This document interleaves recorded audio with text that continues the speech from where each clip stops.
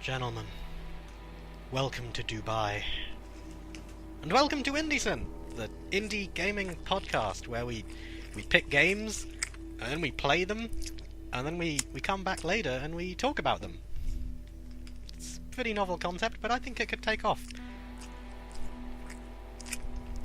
Now someone else go. Teeth. Way. Teeth. Teeth. Teeth. Teeth. Teeth. Teeth. I don't know why, but I just suspect that's a Rick and Morty reference that I don't get. So, today we're going to be talking about Spec Ops: The Line. It's a game that I got to choose because I've had a lot to say about it for a while, and I picked it because I knew specifically that our feelings on the game will be different. Teeth. Teeth. Exactly.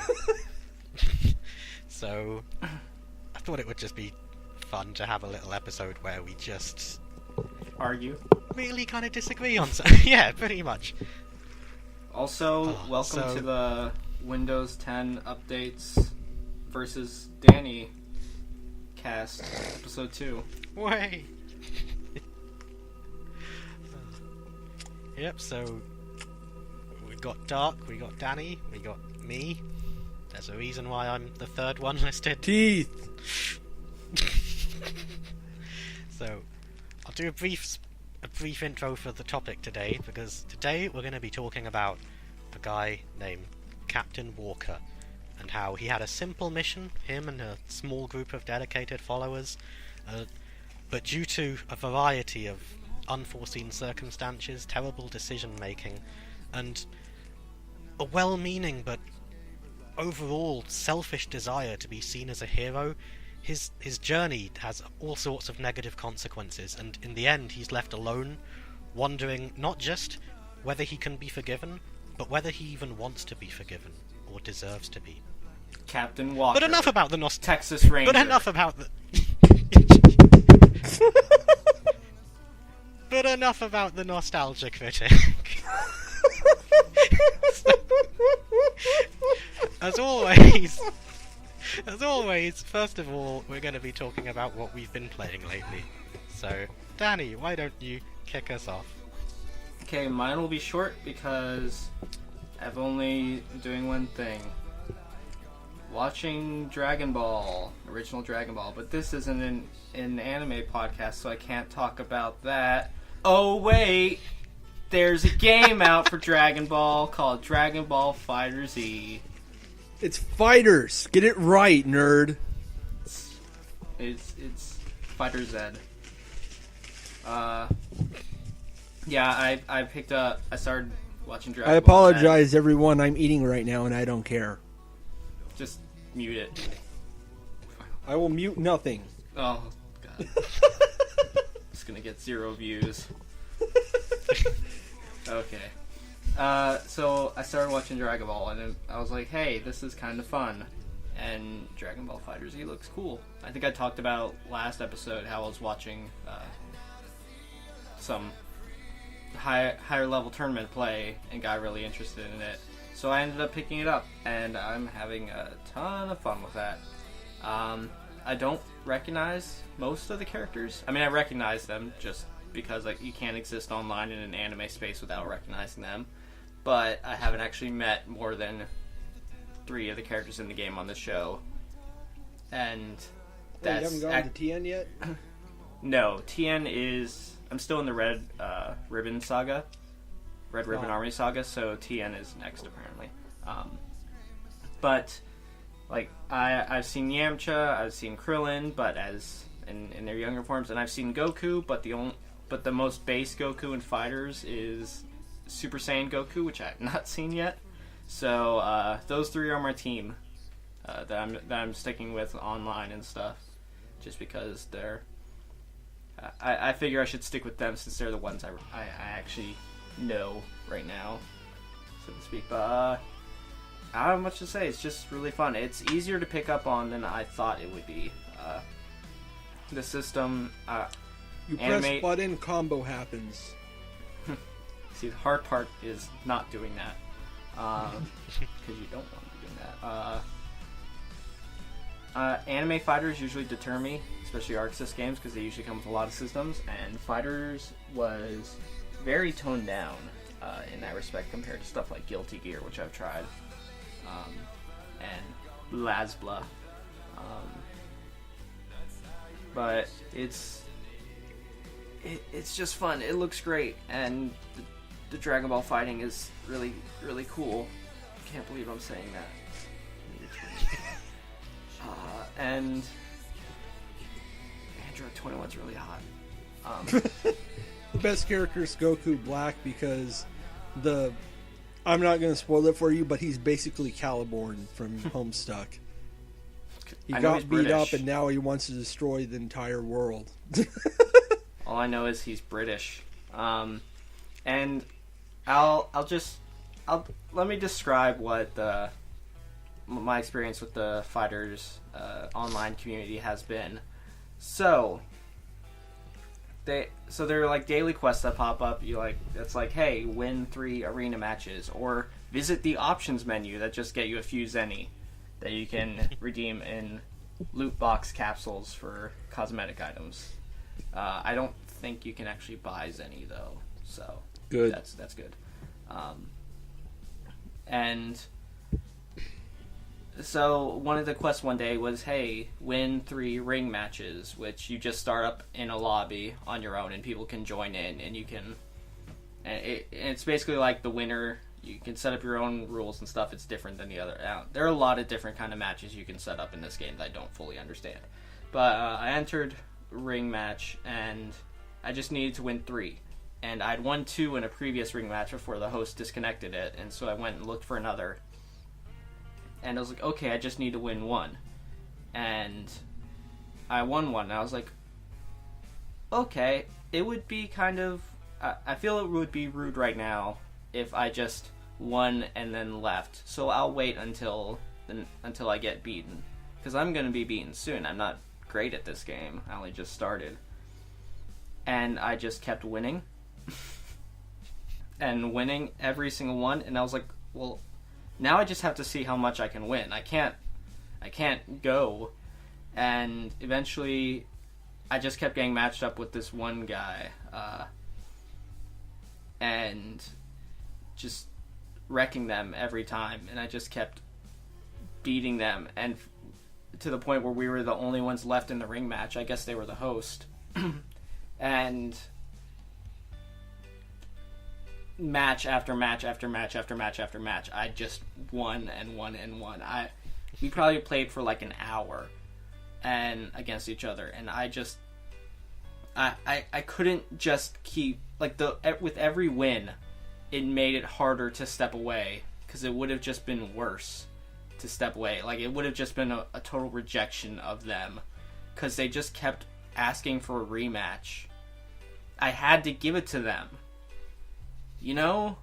They were persevering through all of this, through every defeat. They just kept wanting to keep fighting me, and I couldn't turn them away. It would have just been disrespectful, and they did not deserve that. Most fighting game fans, after one defeat, would just rage quit and look for a new, at least more casual ones. I don't want to say that about fighting game fans, because they're actually good about playing full sets. But, well, not Tekken players. Tekken players rage quit all the time. But and he just kept coming back for more, and I had to keep fighting him. So we played for like an hour until finally they got it in a win. And I was rooting for them. I wasn't holding back against them, but I was rooting for them. I wanted them to beat me, mostly because I wanted to stop playing, because I was tired. But I wanted them to win, and they did. They won once. So I sent them a message that was like, let's make this one the last one. And they were like, yeah. And so we played one more match, and I won again. But but hey, they got the win in, and I'm proud of them. And then they sent me a friend request, and so I obviously accepted. Oh, and yeah, that was the most shonen experience of my life. Thank you. Thank you, fighters. And that's all I played.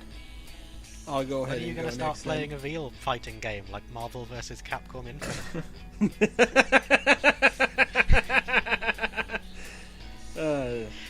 That game died faster than shit. I need a good example. Than an NPC in Spec Ops: The Line? There isn't a better example, at least in fighting games, for a game that died faster than that. I don't think. All right, I'll go ahead and go next. I'm going to be a little short too because I only had 3 games instead of 27 like usual. I played a game recently for my Indie Dig series called Verde Station. It came out in 2014, and it's one of those exploration games, or as you may have heard the genre called walking simulators, I say in quotations. And this was 1 year after Gone Home had released.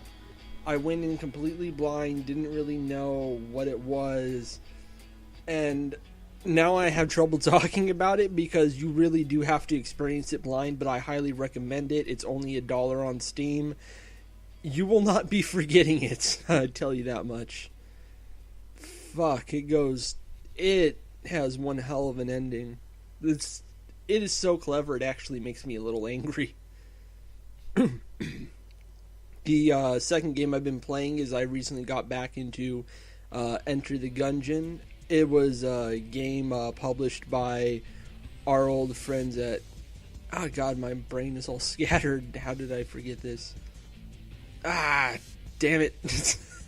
The people who released Stories Untold and Fallout Miami and all that. Oh, Devolver Digital? Thank you. Wait. I should have wrote that down. Anyways, I'm enjoying it a lot more now than I used to because before I just got frustrated because I kept dying on the first fucking floor because it is a roguelike / bullet hell, and Jesus Christ. It's partly my fault for instead of picking a character who starts with armor or a character who gets like cheap discounts at the shop and a free lockpick, instead I end up picking the convict, who has some good starter weapons that will quickly become unnecessary because you'll find better stuff, whose divining trait is if she gets hurt, she gets super pissed off and does a bit more damage for a small amount of time, and that's not very useful when you're a beginner. But now I can actually get to the second floor fairly commonly now, so I'm getting better. Yeah, sorry. And the last one I've been playing is The Night of the Rabbit from Daedalic Entertainment. It's another one of their point-and-click games, and I'm really impressed with it so far. I'm about 2 hours in. It's about a boy who wants to be a magician and ends up summoning this rabbit man person who presents himself as some sort of great magician who reveals to him there are parallel worlds and teaches him the ways of a tree walker, someone who goes through these various worlds and practices magic. But I've already spoiled myself on it a bit, and it goes to some fucked up places, and I can't wait for that. But it's also very beautiful, and all the voice cast is extremely British. Everyone has an accent, but not a single person has said Rinks yet. Oh, it's waiting. Anyways, that's what I've been playing. What about you, Elmo? Well, I had one thing that I could have rambled on about for ages, but I'm just going to cut it because we're making good time. I've mainly been finishing off a little backlog that I had. I had lots of games just on the back burner that were half finished. I finally finished Dual Destinies. It's great. I still feel, kind of ironically for a Dual Destinies game, I still feel kind of guilty that I can't really enthusiastically recommend it just because it's the 7th Ace Attorney game I've played and not the first. If it was the first, I would have cancelled this episode to keep playing more Ace Attorney. And I guess one specific thing, I'm a big fan of how everyone else finally wants to fuck Apollo as much as I do. It's not even remotely shy in this game. Everyone is just really into Apollo. I also finished off a game. I don't know if I'm pronouncing this right. I think you might have heard of this. Into the Breach. I had to go back because there were two squads I had left to beat the game with, the random and the custom squad. They were both probably the toughest, because the custom squad had goals like beat the game with 3 of the same robot, and beat the game with 3 flying mechs, which was not very easy. And the random squad was, well, it's random. Clue is in the name. But no, it was pretty good. I was afraid that there would be like something that would jump up that would just make me think, aha, that's it, I knew it. There's a flaw this game has that I don't like it anymore. But nope, never happened. It was consistently great all the way through. And I finished Sonic Colors on the DS. Nice. Wait, on the DS? Yeah, obviously on the DS it's not. It's not the real Sonic Colors. I do like how it is a genuine, real Sonic game, like Sonic Rush or Sonic Rush Adventure. Yeah, a lot of the games that went on the DS that were supposedly ports of the console ones were just brand new games entirely with like the same basic concept. Yep, and that's pretty much Sonic Colors. There's not too much to say because it's basically Sonic Rush or Sonic Advance, but no, it's good. I liked it. And the thing that I could have complained for a very long time about, that I'll complain for a little bit of time about, is last time I mentioned Outlast 2 and how I liked it and it's good. And this time I just want to say that I really fucking hate Outlast 2 and it's awful. Because the one thing that Outlast, the first one and the DLC did great, was there's Insane Mode, which is all major enemies kill you in 1 hit, every other enemy kills you in 2 hits, and there's no checkpoints for the whole game.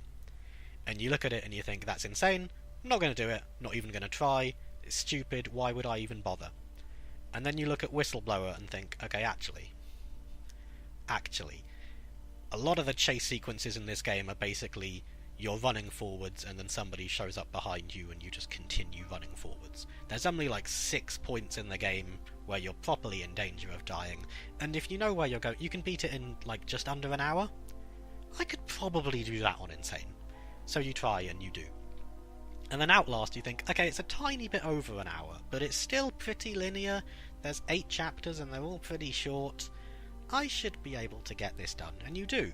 Outlast 2 is a short 2 hours and 45 minutes, and the enemy placement and behaviour is way more random, and I tried for a very long time, and oh my, I'm considering putting it on like the end of year worst list based solely on the insane mode. Just the insane mode. Like I'd say Outlast 2 isn't on my worst list, it's just the insane mode that's going on the worst list, because I played it for 2 hours, and this was like probably my 7th attempt or something, and I got to the mines, which is the final area in the game.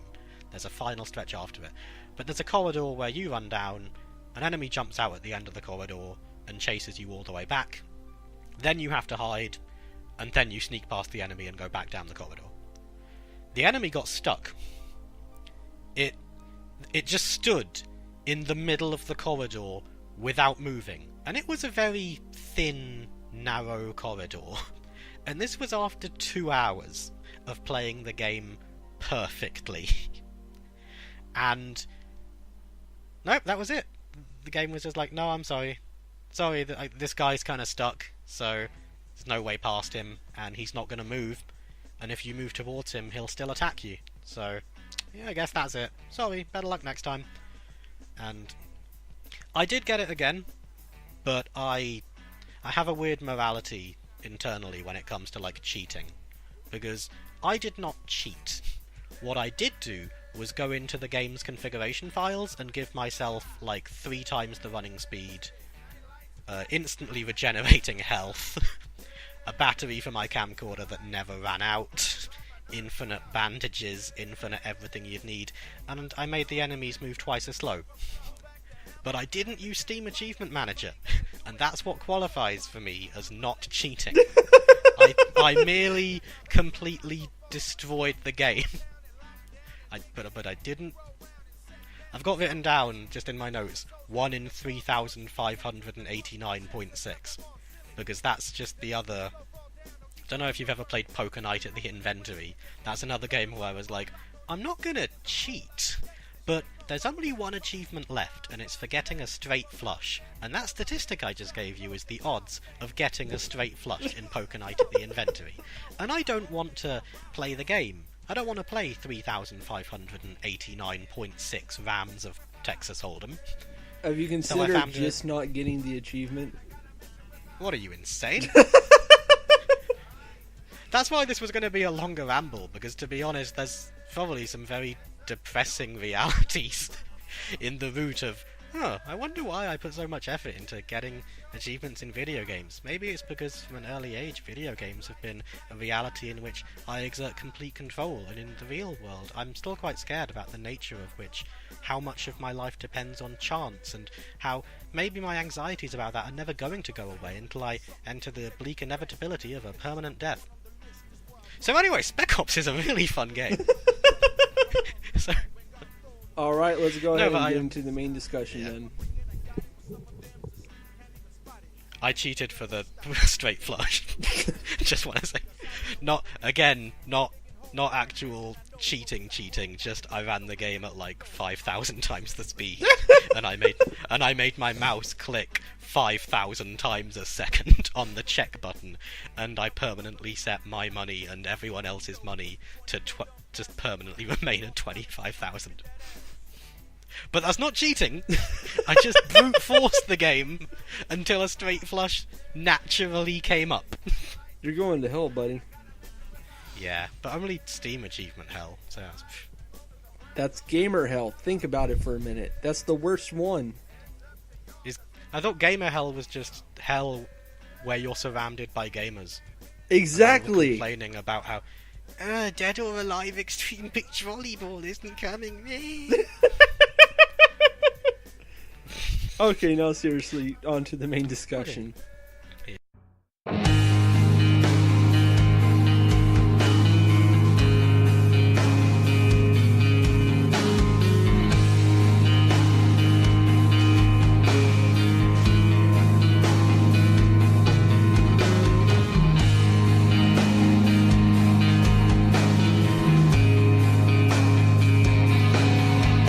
Alright, how should we start this off? Because I went ahead and went back and watched the old 2012 episode that of Errant Signal over this game. That helped me reform a lot of my thoughts, so hopefully I'm making more sense than coming off as a rambling mess on Twitter this time.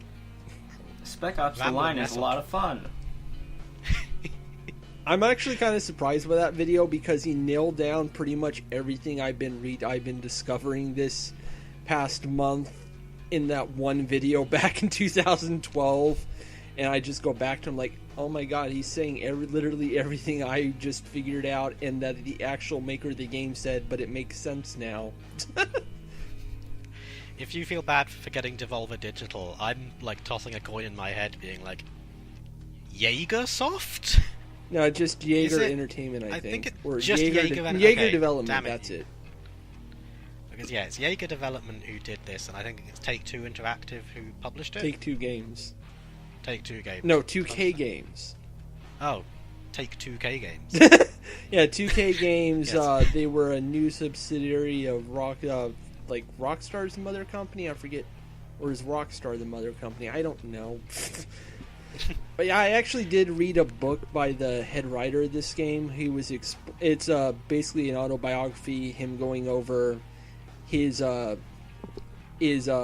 into game development, and it basically just comes down to he was finding no work except for one guy who wanted him to write a screenplay that smoked weed.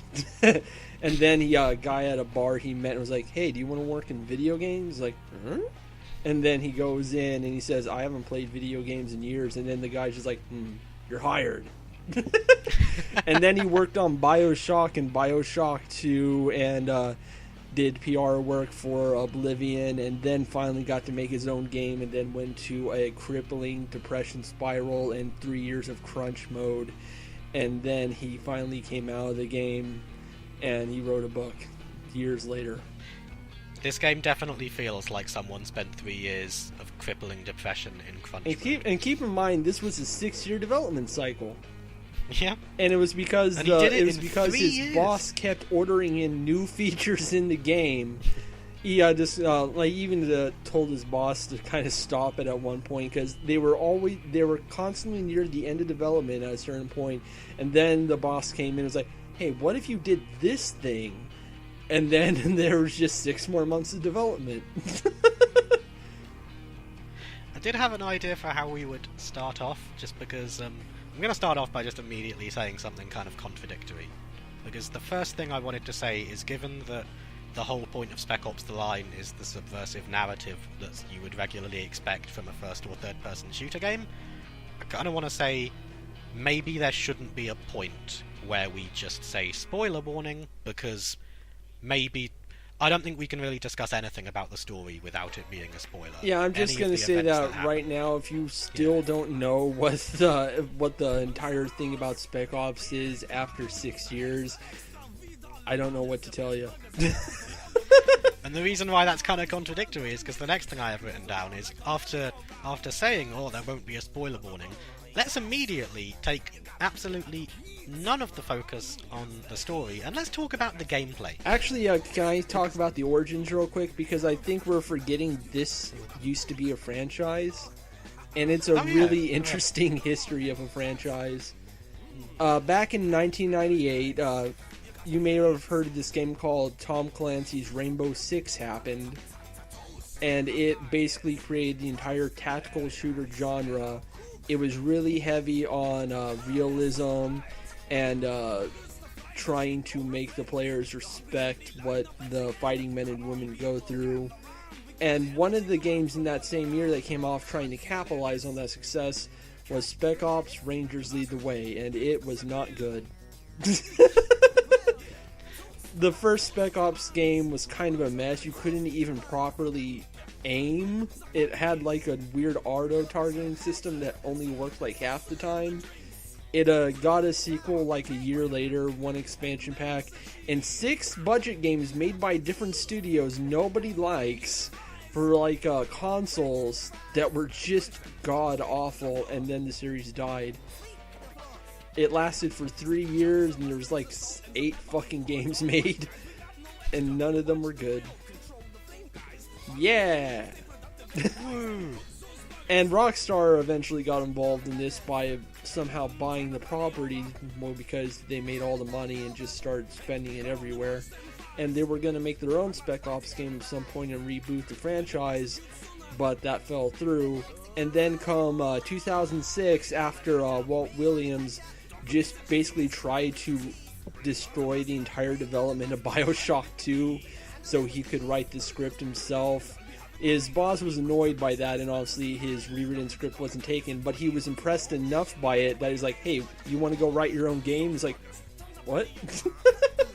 Because at that point he was angrily yelling because he was an egotistical ass. He admits this much at the time. But then when he heard it, he was like, okay, yeah. And then this game went through development hell, including there was one writer on the game that he refers to in the book as Mr. Sunshine, like really early in development. And he came up with this premise for it that is batshit insane. Like something that Suda51 would come up with and was like, no, that doesn't make any sense. He wanted to... They already decided on the basic concept that it was like an Apocalypse Now riff with about military people shooting each other and like Dubai in the middle of a sandstorm. And then this guy was like, it should be about global warming, and then wrote in like Conrad had parents who lived on a boat somewhere getting drunk all the time, and there was a holographic animal zoo. It was fucking ridiculous. And he got mad at him. He told him, like, rewrite that in 1 month so and give us a proper premise for this game. And so 1 month later, he just turned in the exact same documents. It's like, that's just beautiful.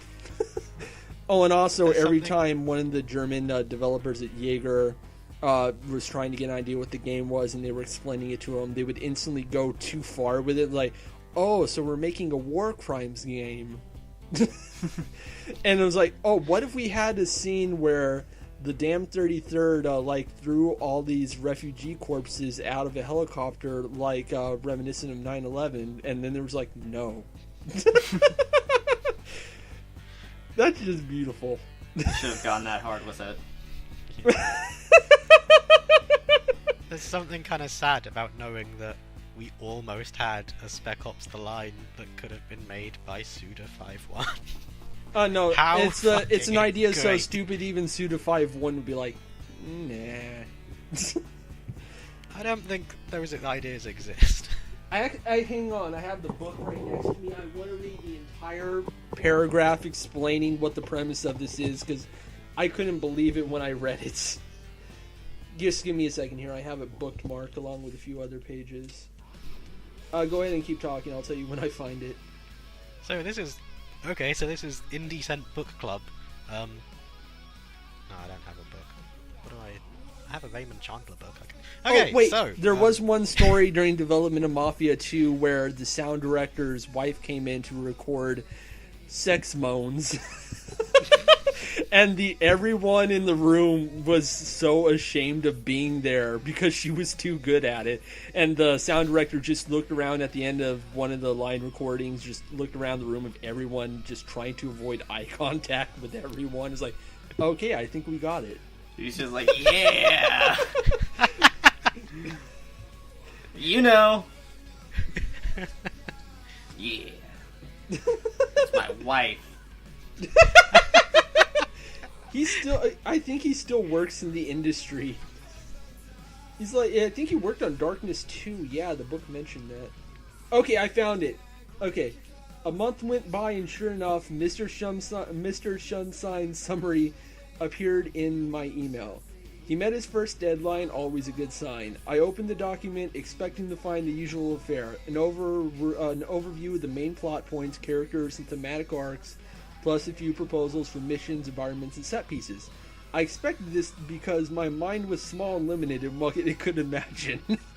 What I found inside the document was nothing short of madness. The game opened on our hero scaling a skyscraper and then gunning down a squad of unarmed enemies who were playing volleyball and eating nachos. It only got better from there. As one does. In Mr. Sunshine's story, the game's villain was a soldier turned dictator turned eco-terrorist whose goal was to turn Dubai into a war-torn hellhole so he could broadcast footage of his atrocities across the globe via cell phone. These terrible images, accompanied with his charismatic speeches, would incite the Third World War that would decimate Earth's population and save the planet from global warming. Highlights include a spunky young reporter who traveled from New York hoping to snag a one-on-one interview with Conrad, a holographic zoo dedicated to lions, giraffes, and other extinct animals, and an overturned boat that had been converted into a dive bar memorial where parents of Conrad's soldiers spent their days getting drunk and lighting candles. Like the club reporter, these parents all traveled to the United States just to be here, somehow managing to traverse the impassable sandstorm surrounding Dubai.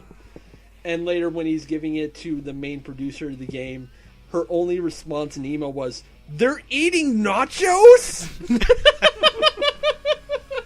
Well, yeah. What else are you gonna eat while you're playing volleyball? What would you have them eat? I kind of wish that game existed. I definitely wish that game existed instead of the one that does. Oh god. Oh. Williams put a lot of himself in this game. Like the white phosphorus scene is actually based off of real footage he saw of a military mission that was shown to him in military school, and he was kind of disturbed by it because like people in the crowd were making jokes, and he was just kind of feeling like he was watching a snuff film the entire time. So yeah, he actually did see people die that way. So that's kind of fucked up. Hey, we're back on tone. And I should mention that the big twist at the end of the game wasn't originally there until like somewhat late in development when they couldn't really change the gameplay too much anymore.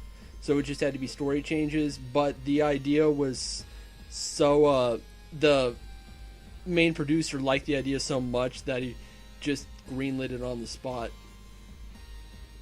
Yeah. The basic premise of Spec Ops Line, sorry I got lost in all that,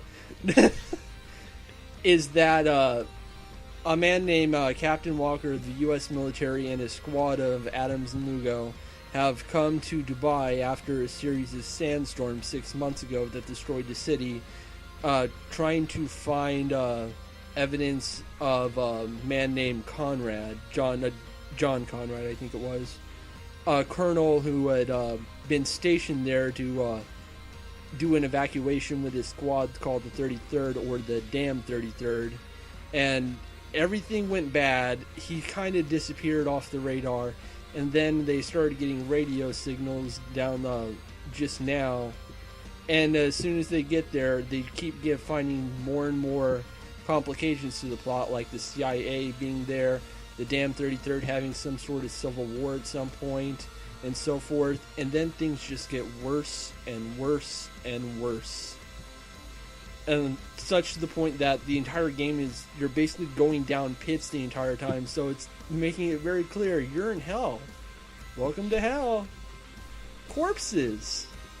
Hell is Corpses hanging by rope. And you're the hero of the story.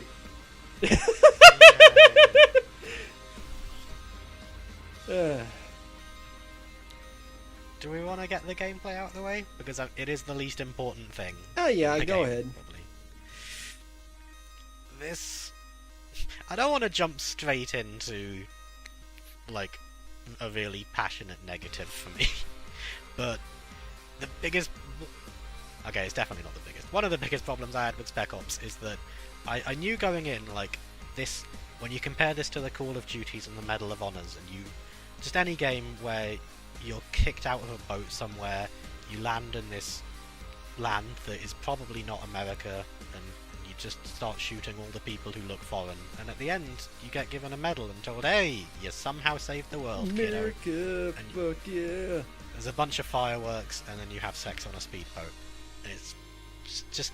I knew that this game was more of a deconstruction. It says, hey, that would actually go very badly, and somebody trying to be the hero in a situation which is bad might just make things worse. And really, there's no way that things could probably have gotten better in this situation, but just interfering with them at all, getting involved, was a mistake, and nothing good can come of... The road to hell is paved with good intentions and all that stuff. And I was thinking, wow, so it really does a lot to stand out from those, those kind of more generic Gears of War style shooters. So the gameplay of Spec Ops The Line is you crouch against chest-high walls waiting for your health to regenerate while shooting one of the game's 3 identical assault rifles at endless waves of respawning enemies. So, hell of a deconstruction! I was feeling it. I was like, man, it feels like this is just Gears of War, but ironically. And by ironically, I mean they didn't change a single damn thing. Honestly, that's the point. The game's not trying the game's not trying to mess with the mechanics of the genre. It's trying to give it context that is lacking in every single other game in this genre. Like, I feel like that's a huge lose-lose for me, though, because it's like... I do completely understand that, like, if Spec Ops The Line had been fun, that would have been a complete tonal disaster. Honestly, I thought it was pretty fun. To be fair, I do like the gunplay in the first Mass Effect, which is a fucking disaster. Oh, boy. But yeah, the one problem I had with the mechanics was that if you go out of a chest-high wall sometimes to dash, there's a good chance you'll die suddenly without understanding what the fuck killed you.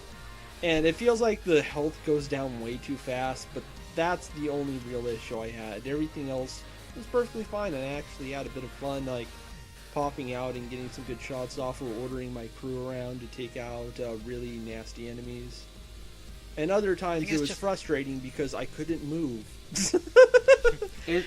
It's hard for me to lob criticisms at the gameplay, mostly just because I think it fitting into the same kind of gameplay works in a sense. But the thing is, it's not. Well, it plays a lot like other third-person shooters I've played. Yeah, but the weird thing is, for the genre it's going for, the military shooter, it's very different. Not FPS. It's Yeah, kinda... not only is it not FPS, it's there's a ridiculous amount of enemies. It's much faster. You can die a whole lot faster, even more so than in the Gears of War games. It's highly lethal, and it's like it's trying to make you think tactically, but you never do. You're just like, okay, what bad guy can I kill from here? So yeah, it's like, it's flawed, but it works well enough for me. But then again, I have low standards for shooters, apparently. And, like, again, we kind of, like, when it comes to criticizing games, a bad game, a game that plays badly is kind of akin, it's basically the same as saying this game wasn't fun. And it, as Elmo did say, it wouldn't feel right for this game to be fun. And I mean, I could see a way in where it's supposed to be fun. It's like, yeah, I'm having fun killing all these guys, and then you kind of see the consequences of that. But they were trying to make the mechanics fun. I guess just Jaeger was inexperienced. I looked into it, and all they've done besides this game is simulator games, and they only did one simulator game before this. that actually changes how I feel, because I was going to posit that. I'll digress a little bit. I hear a lot of complaints from games that when someone says, "Oh, this game's not supposed to be fun," I'll hear complaints from people that's just like, "Well, fuck it then." They kind of want the cake and want to eat it too. Where it's like, I want to have fun playing this game that's supposed to kind of be an intentionally unpleasant experience. And it's like, well, why would I play it then? And so I was gonna posit that a bad game isn't necessarily one that isn't fun, but that it's one that doesn't achieve its goals. And if they did actually set out to make the gameplay fun and enjoyable, then yes, they failed that goal, and maybe it is bad in that respect, actually. Yeah, it could have used a lot more polish. Like, I think a lot of the guns were more different than Elmo's letting on. Like, yeah, I was able to find good differences and find ones that felt better or were better suited. But it wasn't exactly great gunplay, though. Yeah, but I mean, like, who actually uses the rifles once you get, like, anything else? Literally anything else in the game. I didn't like the rifles, so I just didn't use them. The difference for me between, like, I feel like that for me there is a difference between a game which is not fun aesthetically. Like, my go-to example is normally Actual Sunlight, where the whole point of that game is to it's to fill the shoes of someone who is incredibly depressed, and there's no gameplay as such, but it works in the experience. And there's nothing, if somebody was reviewing Actual Sunlight and they said, "Oh, the gameplay was rubbish," I would think, what the hell is this person, what are they looking for from Actual Sunlight? Mm-hmm. But I don't have the book, but this was the only research I did, because I played Spec Ops: The Line back in January. I've been waiting to pick it for quite a while, and when I started to say online that I really wasn't a fan of it, then a lot of people pointed out that, oh, well, it kind of sucks, because in order to really understand Spec Ops: The Line, you have to kind of have a lot of experience with the Call of Duties and the Medal of Honors in order to see what it was going up against and stuff. Yeah, that's bullshit. And you can understand the entirety of Call of Duty from a single video. Like, in that Iran Signal video I mentioned earlier, he actually showed a scene from a Call of Duty game where it's doing a bombing scene that looks just like the white phosphorus bombing scene in Spec Ops. And the guys in the background are making jokes the entire time. Press X to pay respects. Exactly. It kind of sucks that you said that's not necessary, because what I decided to do for research for this game, I've never really played that many Call of Duty games. I've never played any Call of Duty game before, and I had, a few months. So I went to my second-hand game retailer, and I thought, right, these games, first-person shooters and third-person shooters, they have the same kind of retail value as FIFA games. In that if it came out this year, it's full price. If it came out last year, it's a tenner. Everything else, literally 99 pence. So I got black. Yeah. Call of Duty was obviously the biggest offender with its franchise, so I went for what I thought would be the good, the bland, and the ugly. So I went for Modern Warfare, Black Ops, and Ghosts. And while I was there, for 99 pence each, there was Gears of War and Medal of Honor Warfighter. And I played and completed all 5 of those games. And I'm not...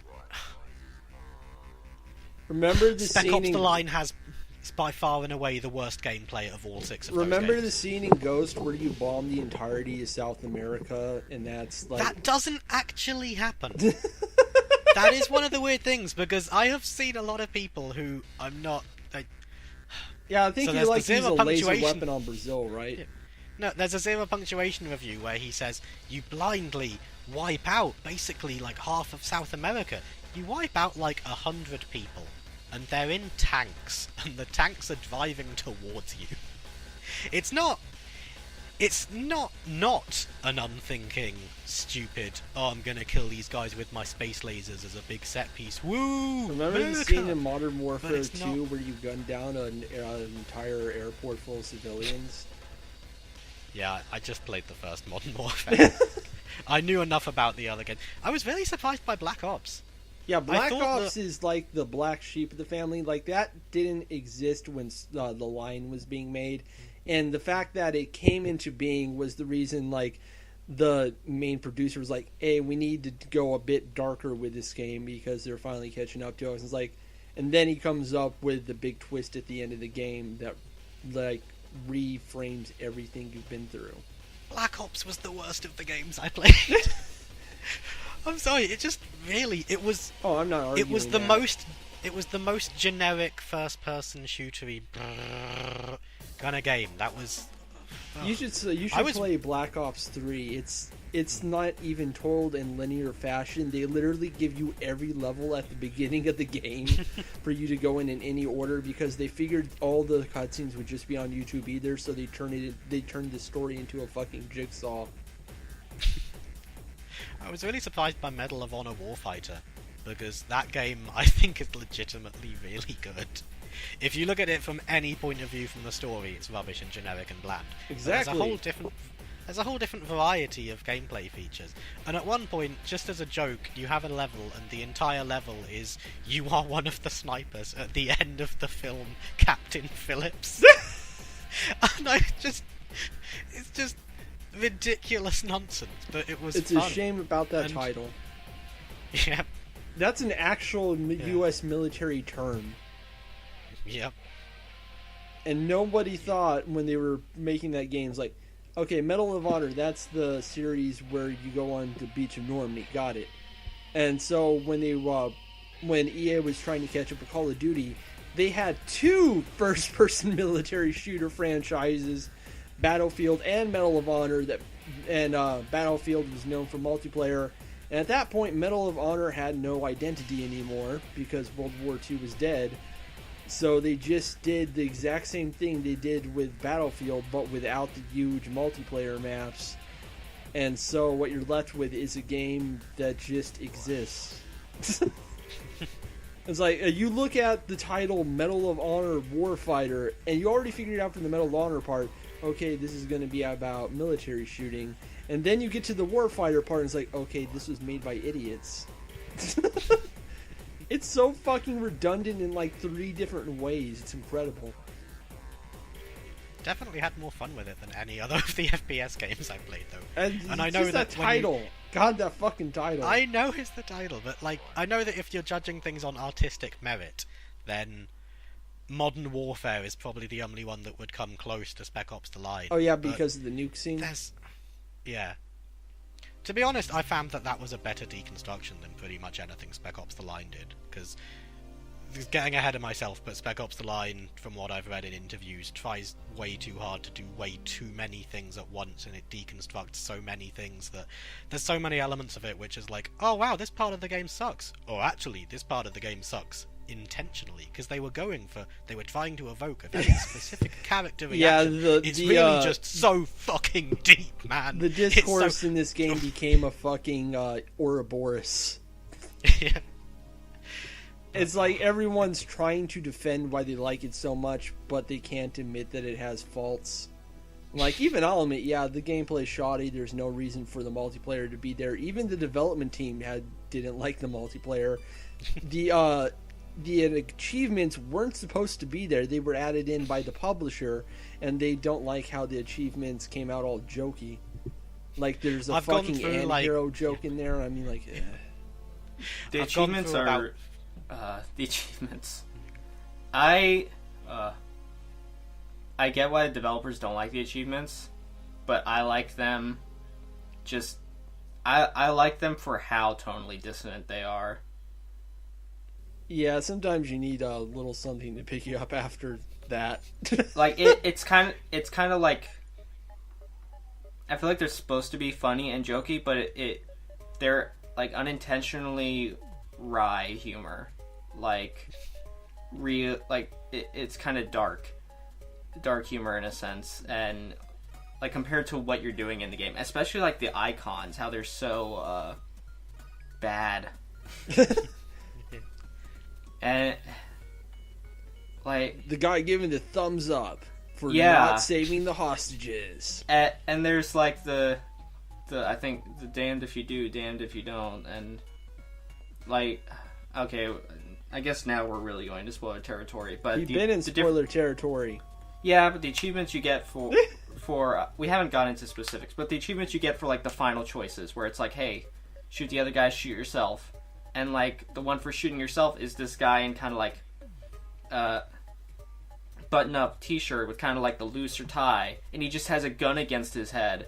And he's got, like, weird early 2000s spiked hair. And he's doing a weird YouTube thumbnail face, like, as a reaction to shooting himself. And there's, like, the fake blood splatter filter and everything. It's so bad. And tonally dissonant. It's like an affront to look at, and I kind of like that.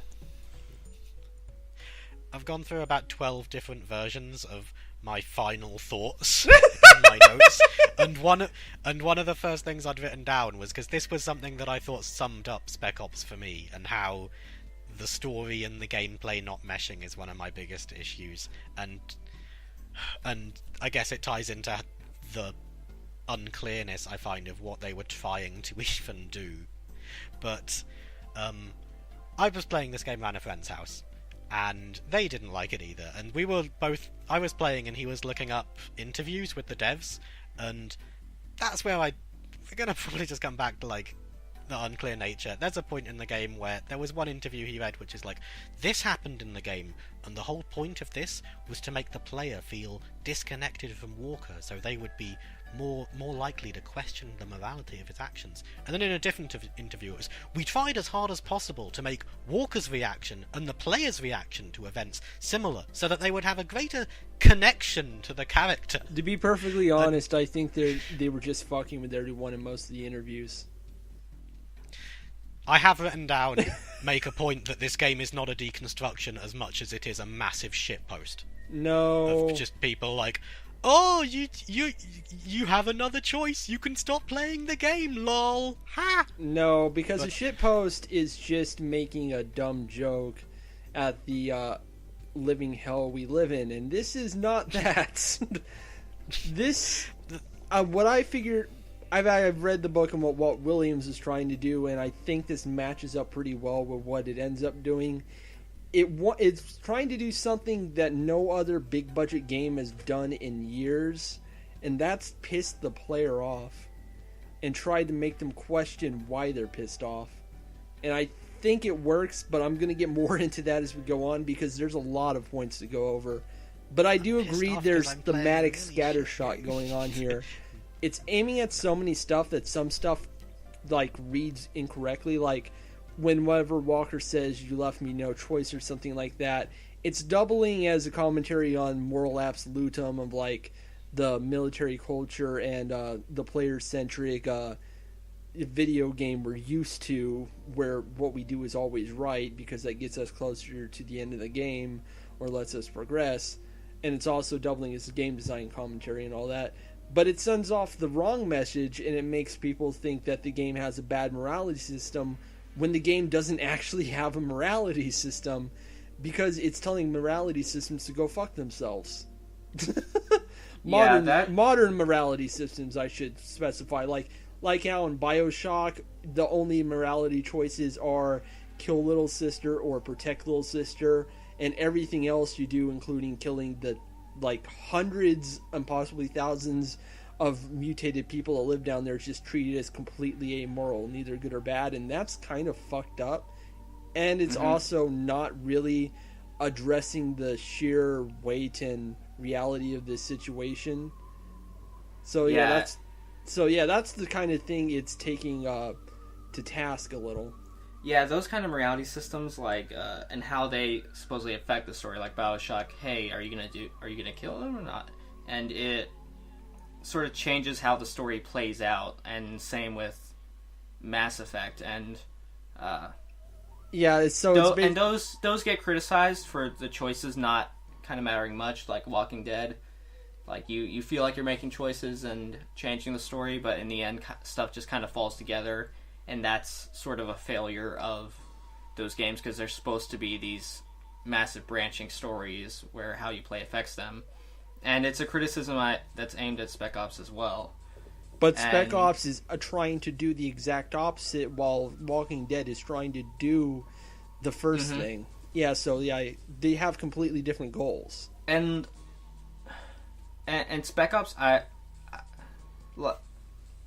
this is. I've heard that if you're going to deconstruct something, you need to, like part of the debate around deconstruction in games is you need to present an alternative, and for large part, I can agree because, like it.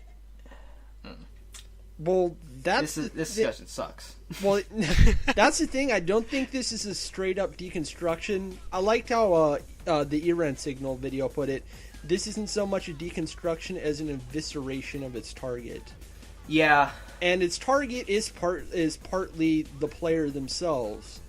Because Williams worked in the AAA gaming industry for when he was making this game and before he made it. So his perspective is that perspective. And he sees game development as you're always doing something for the sake of the player. He even gives his conversation he had with one of the people working on that space-themed Civilization game a while back, and how he wrote this really fucked up little mini quest where you can either help these cyborg refugees or kill them all to keep racial purity, because that was the basic idea he was given, and he just went full dark with it. And then they came back and was like, this is too dark. Yeah, but you're basically asking the player to make a Hitler choice. And he's like, yeah, but the player is never wrong. And he's like, if that's not the most damning sentiment of video games, I don't know what is. And yeah, so he always sees game development in terms of what can we do to please the player? How can we make them feel important, make them feel accomplished, make them feel like they matter in this space? And so when he was making Spec Ops: The Line, he was interested in like destroying that idea and like making resonant emotional art instead of like commercial art. Not wanting you to feel good after playing the game, but want you to question what the fuck you just played and why it made the choices it did. and so like he thinks every single reaction this game gets, both positive and negative, is perfectly valid because he's trying to get a reaction. That's the big thing, and he wants you to take something away from that. Yeah, and with that kind of viewpoint in mind, I started noticing like bits of line when I was playing, like Walker saying, "Oh, you didn't leave me a choice," or in front right before the white phosphorus scene when they're arguing about when Walker's arguing with Lugo about using the white phosphorus on the soldiers, and he's like, there's always a choice, and Walker's like, nah, not really. and you don't actually get a choice. I've tried to get through that scene without using it, and it doesn't let you. Yeah, it's basically railroading you into horrific action like a Call of Duty game would, except now it shows you the consequences of that action. So you're not just assuming, oh, it's a perfectly good thing to do, because I did it. If I was going to eviscerate bad morality systems in video games, do you know what I'd do? I'd make a good morality system in a video game. That is literally impossible. Bazonga. No, I'm being serious here. I think morality systems are kind of bullshit in video games, and will always be bullshit because of what video games are. You can't make I think when the morality is entirely just like, instead of the game telling you what the right option was, the game just presents you with two options, and you do whichever one you feel is better, and they'll both probably have pros and cons, but then you get to decide. Basically. And that's not a morality system, that's a choice system. Yeah, morality... Potato, white a phosphorus. lot of games already do that choice system perfectly well. Like, a lot of Obsidian games love fucking with that. They even made their own... a lot of their games even have their own sort of social system instead of a morality system, where people judge you based on your reputation, not by good or bad actions, but by just certain kinds of actions, like, are you intelligent, are you strong, are you violent, are you pacifist, are you so forth and so forth. Yeah, the whole concept of morality is, this is wrong, this isn't. And so having, like, a morality system requires that judgment of, this is the wrong action to do, this is the right action to do. Yeah, and it's like letting you see, and you do the wrong action, you're living a vicarious fantasy. But games like Call of Duty don't have a morality system because they know what they are. They're fucking propaganda. And Spec Ops: The Line, it doesn't need the morality or choice-based system, because everything is the wrong action, and so to speak. Like, just being here playing the game is the wrong thing. Number one, you're not even supposed to be there. Your presence there is actively making things worse. It's right, it's a no-win scenario. It sets us at the beginning of the game that their mission is not to find Conrad, is to look for any possible survivors, then leave and radio for... Yeah. But they don't do that because they're because Conrad and his team are going in this with like both a perspective of military absolutism and a perspective of the player's always right kind of thing. So they think they're the heroes of their own story, when really they're just people in this big complicated mess, and they're making the wrong choices. And I don't know, just playing this game and thinking about like comparing it to real life, just the scenario, the U.S. Army intervening in a Middle Eastern country and having basically having to stay there forever with an unruly population. Gee. And the reasons for it, the outcomes, and like Walker goes in there to save people, and that's the ideal of U.S. intervention, to save people. It's not actually the motivation, but it's the rallying cry used to get recruits and volunteers, people to actually go there and fight, and to get support and votes. It's, we need to save people. And that's the motivation that presses Walker onward. He wants to be that hero who saves lives. And when you go in, they're not even the ones who started it. They're picking up literally the last generation's mistakes in the same spot Yeah, you have the damn 33rd who are trying to keep order, but they have to do it in terrible means. You have the CIA who are actually two different factions, because one faction is trying to have a rebellion to kick out the damn 33rd and get a proper evacuation order, while the other faction wants to kill everyone in Dubai by destroying the last remaining water, so that no other government on Earth learns what the damn 33rd have done and declare war on the United States. And then you have Walker and his friends not really understanding this context and helping all the wrong people at the wrong time and just making every situation perpetually worse.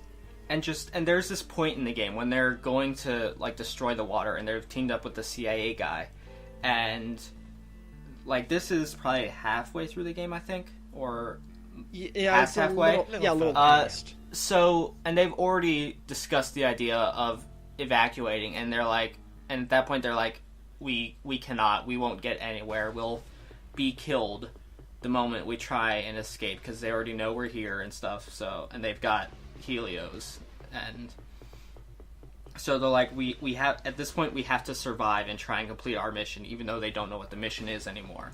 And so they're going to destroy the only water source, which is kind of weird because there's actually different water later in the game. They didn't think they were destroying the water source. They thought they were trying to get it out of Conrad's hands.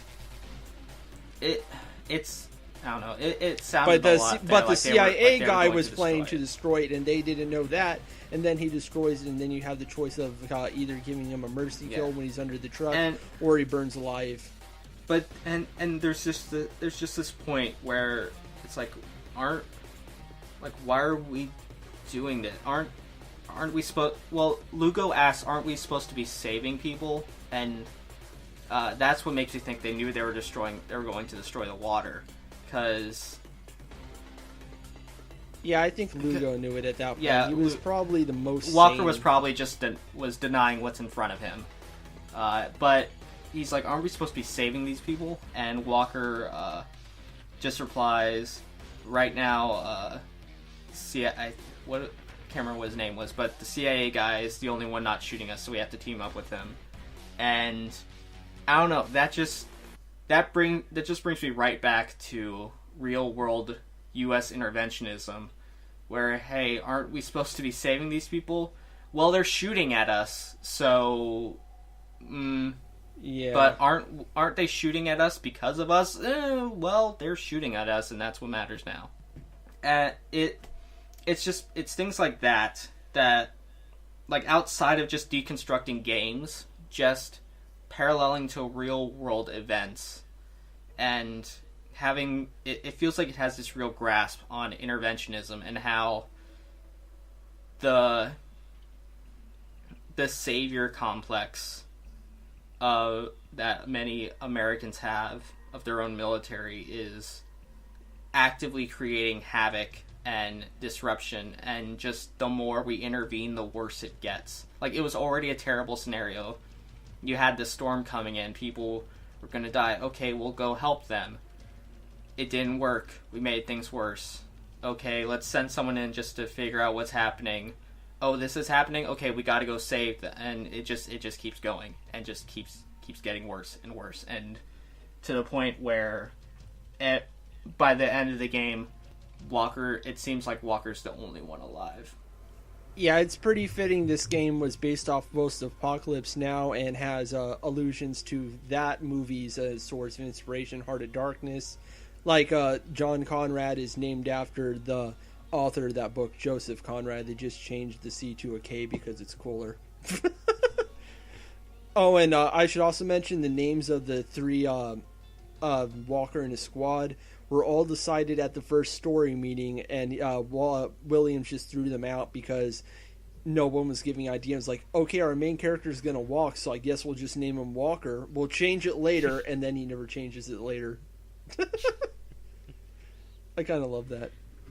I would have felt way worse about the fact that your actions have negative consequences if... I've got written down, the reason why a lot of it was completely disaffected on me is because they put so much effort into showing what an absolute shit show the place has become, that I felt like Walker, and I swear this isn't like, no, it's not my fault, I never did anything wrong. It's just, I very rarely felt like I was actively making things worse. I just felt you like... absolutely were actively making No, things but I worse. felt more like I was naturally getting things... I felt more like I was naturally helping things on the road that they were already on to become worse. Because everyone fucking sucks. Well, that's not There's true no either. good people in the whole game except for the civilians who only ever show up when someone needs to die. Well, there's a problem And with that because, like, the only CIA guy who would have, like, used the white phosphorus would be Riggs, but he was nowhere near that spot. Riggs would have never got the into white the water. phosphorus thing is definitely the exception for... No, I definitely made things worse there. Oh, and then, I of really course... want to ask about the Hey, CIA... hang on, I'm not done yet. Riggs, he would have never gotten in the water or destroyed it if it wasn't for everyone else, and the damn 33rd would have held out longer. And if you had just gone back at a certain point, maybe you could have actually told there would need to be an intervention of what they would expect to find at that point. And so, like, a better, more equipped force who knows what they're doing could actually, like, fucking help properly. But no, because your guys wanted to be the heroes, you destroyed all the water. There are three There's CIA something about guys. There are three CIA guys you come across in the game. The first one is interrogating a 33rd guy, but at that point you see him as an enemy. He dies in a cutscene, so you have no option there.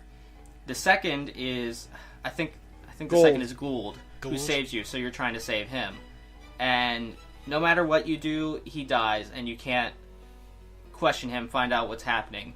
But you find his plan, and you find a map, and you just kind of infer his plan.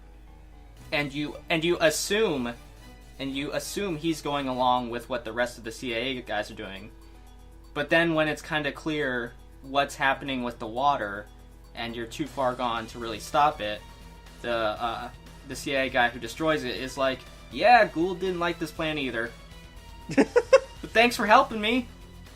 Yeah, if you look through the plot, basically everything that happens that you're involved with just makes the situation worse and accelerates a problem to the point where it can't be fixed. Or it might be able to get fixed, because there was actually DLC planned for this that didn't get made but was written. And the idea was that Adam survived at the end of the game and ended up blending in with what was left of the 33rd and helped get the refugees past the Stormwall and got an evacuation out, but then asked this one kid from the 33rd to just fucking kill him already because Spec Ops. But yeah, like, there's still a slight dimmer of hope of some good coming out of all this in the end, but like, you definitely killed incredible amount of people. There are U.S. soldiers who have been under stress and are basically mentally broken, who will never come home and get the help they need. There are civilians that are definitely dead now and are dying because of your actions. And you probably, because of your actions against the 33rd and the CIA, a lot of those civilians are being aggressed upon even more by the 33rd, trying to keep order in the confusion, and so on and so forth. You are literally the worst thing that has happened here since the Sandstorms. Yeah, I think the game, like, one flaw of the game I would say is actually in storytelling is underselling, or kind of not really addressing just how many people you are killing. It doesn't really dwell on that this group of 3 guys is coming in and literally wiping out the entire army station there. Like, it really undersells that. No one's going like, how in the hell are these 3 guys slaughtering all these people who should be on the same level as them? They don't really offer any explanation for it. Like, you're doing leaving the uncharted body counts, and it doesn't really address that, even though at that point you are like a literal monster. Because it should be inhuman that you can do all that. Yeah, the farther you go in the game, the more aggressive your commands and quips in battle become. Yeah, like battle quip. And I adore that feature, by the way. Just how it kind of... Yeah, like at the start, it's like just giving basic orders, someone on my bogey, stuff like that. And then you get to it's like, fucking killed that guy! piece of shit, and so forth. Yeah, and just just kind of screaming while reloading.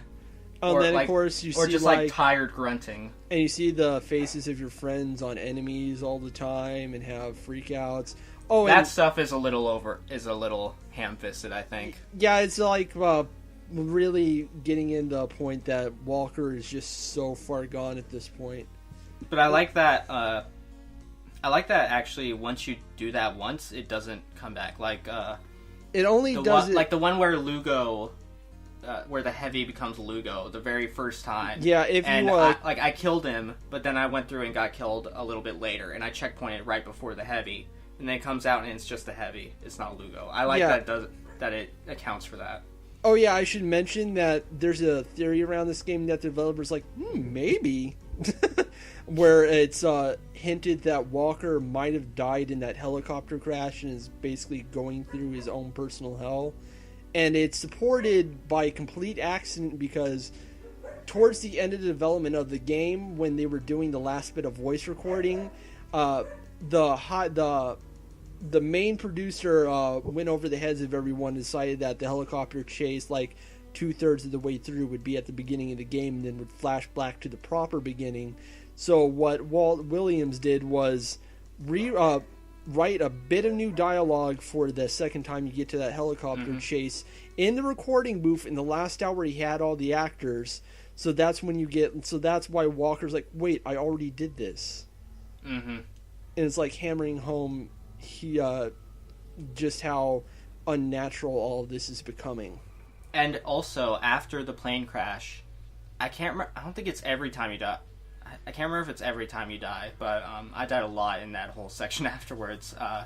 This game, for some reason, this game was harder than when I played back on this 5 years ago. I think it might, just because my computer's gotten worse.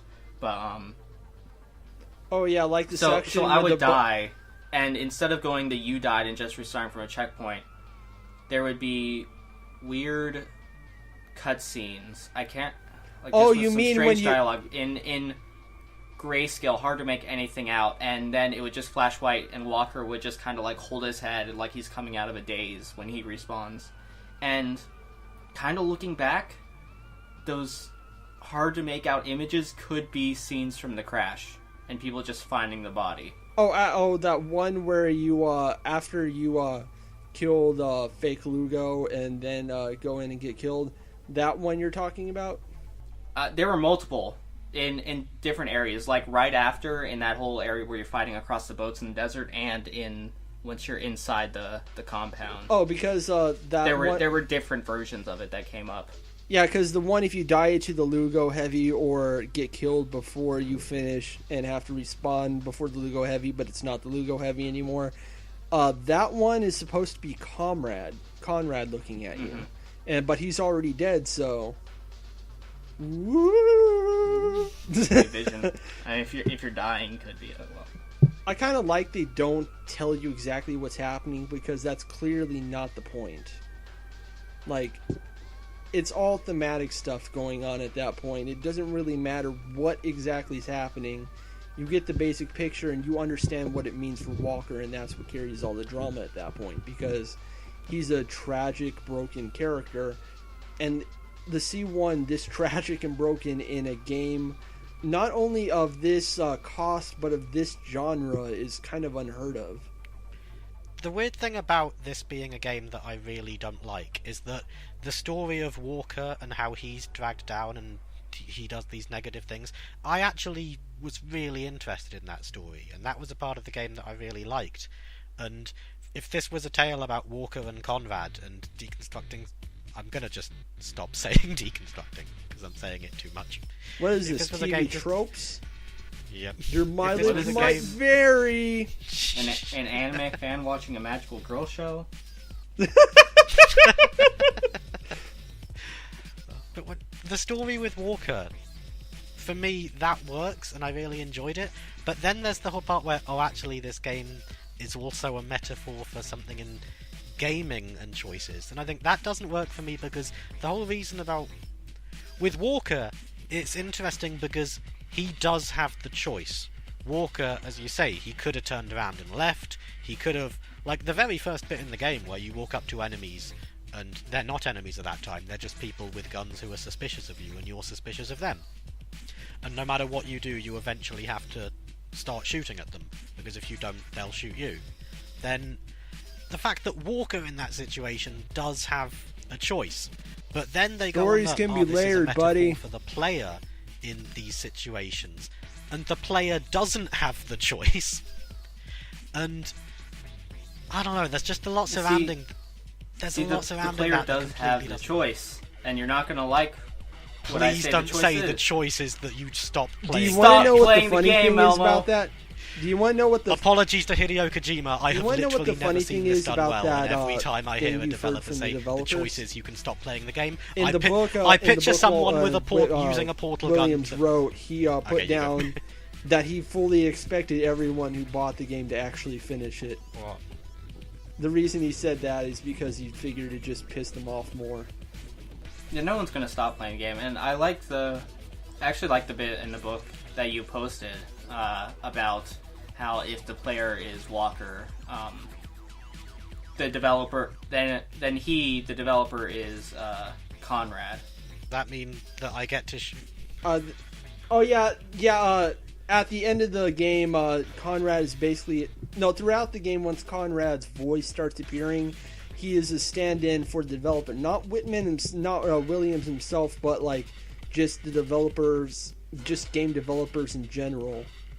And how they, I think he said, like, we build games, we create these set of rules that players have to interact with them in, but then we just kind of let them go, and It's like, it's your mess now.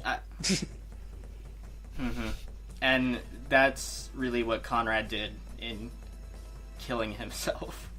He just kind of let it go and let it be, and so I kind of think of Spec Ops as not just an indictment of the player, but also an indictment of the developer for creating that game in these situations. Yeah, that's why it's important to realize it's not Williams as himself as a direct parallel. It's just like game creators in general. All I can remember from that extract is that Williams is preemptively responding to criticism that he imagines will come, and the criticism begins with but, and I know that's just a minor thing, but just like, To be honest, I'd be happy if more game preemptively developers imagining did that. And I mean, if you I am just so fucking sick of preemptively- every goddamn game developer being so fucking terrified of the player to the point that they just let Nazis do whatever the fuck they want in this industry and in this fucking culture we have. It's good. There's actually someone out there fucking speaking their mind and actually having something worthwhile to say other than racist bullshit. I have strong opinions about this. I actually like that he's approaching this from like an artist viewpoint, not just like a regular game developer viewpoint. He's making I think something about for that. himself as well as the player, not just for the player. And I can see it easily coming across as pretentious and being read And as it is pretentious but because I love all the pretentious games. but- Alan Wake, baby! But I don't think it's excessively self-important. Yeah, I think this it's isn't kinda like hitting the nail on the head. this a isn't bit. like BioShock Infinite where Ken Levine disappeared up his own ass and never came out. Yeah, I think it actually makes a good point with what does, and indicting the developer in the same sentence as the Yeah. player. Like, yeah, you didn't give the player a choice to do this, but like it's indicting the player. Hey, you're doing all this terrible stuff. This is the world you left me in, and it's clear that Conrad isn't a good guy. I think my favorite quote He- was like, this became our responsibility when we decided being transgressive was cool. I mean, yeah, like he's right. You can't just have heavy shit like slavery and rape and stuff in your video game without actually commenting on it or doing something meaningful with it, because like you understand what you're putting forth to people, right? You're basically like BioWare sanitizes shit like this all the time because they refuse to engage with it in a meaningful way or to think about it at all, like how Mass Effect is basically a colonial wet dream and but yeah, that's not what's happening here. He knows exactly what he's doing and what everything about this means. The entire game is about violence and what exactly it means to be violent, what it means to use violence, and who suffers from it, and the answer is fucking everybody. Yeah, it's not just that players are doing all these horrible things, it's that Conrad created this situation, whatever his he had good, like Walker, he had good intentions to save people, to do something good with games, but he ended up just creating this world, and that's the world the developers created, where these are the games that get made, and these are what players play. And so he just kind of he just says, fuck it, your turn. Yeah, it's not like saying like, oh, you play Doom, you must be a murderer or something like that, and it's nothing. Yeah, well, you made Doom, and that's what Spec Ops yeah, it's says. not reductive like that. It's like, we have a responsibility as creators, and players have a responsibility to think about the thing that they're playing. It's like, art is a two-way street. It's both for the audience and for the creator of the art, but if they don't assume responsibility in those roles, terrible things happen. This is how we get propaganda being accidentally made these days. It's ridiculous. I have a link to the art, but I also have like 5 paragraphs of notes because I can't keep I up have with a the lot of thoughts. Oh. The link to art is really quick, and it's also useless, but also just a dumb tangent. But I have no idea why I remembered this, but 10 years ago, probably more than 10, there was a news story over here in crazy Brexit land that I don't even know the names of anyone still involved. Just call them Ricky Gervais and Dave Cameron. Okay, so female Ricky Gervais, she wasn't Ricky Gervais. There was a female artist, and she was opening up this art exhibition. This sounds like the opening to a really bad joke. It's not. So a female artist opened up an art. And then I pulled out my dick. And she... What? And then I said, what? You're offended? It's art. I'm offended, mate. Oh my god, that could actually be an argument somewhere. That's terrifying. Yeah.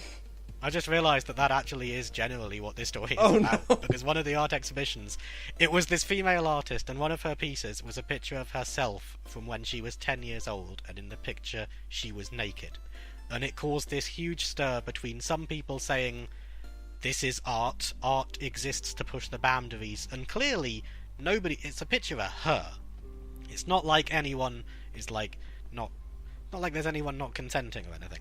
And there was an equal amount of people saying, I know that it's her, but there are laws against putting up naked pictures of 10-year-old girls, and we can't change... Like, if you want to have a discussion and say if we need to change this law, that's fine.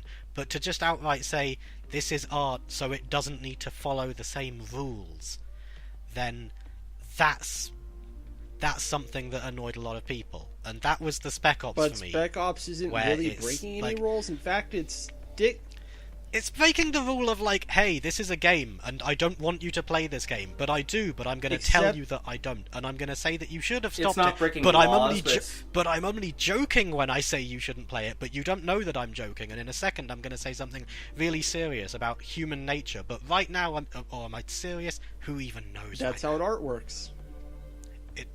I'm being serious here.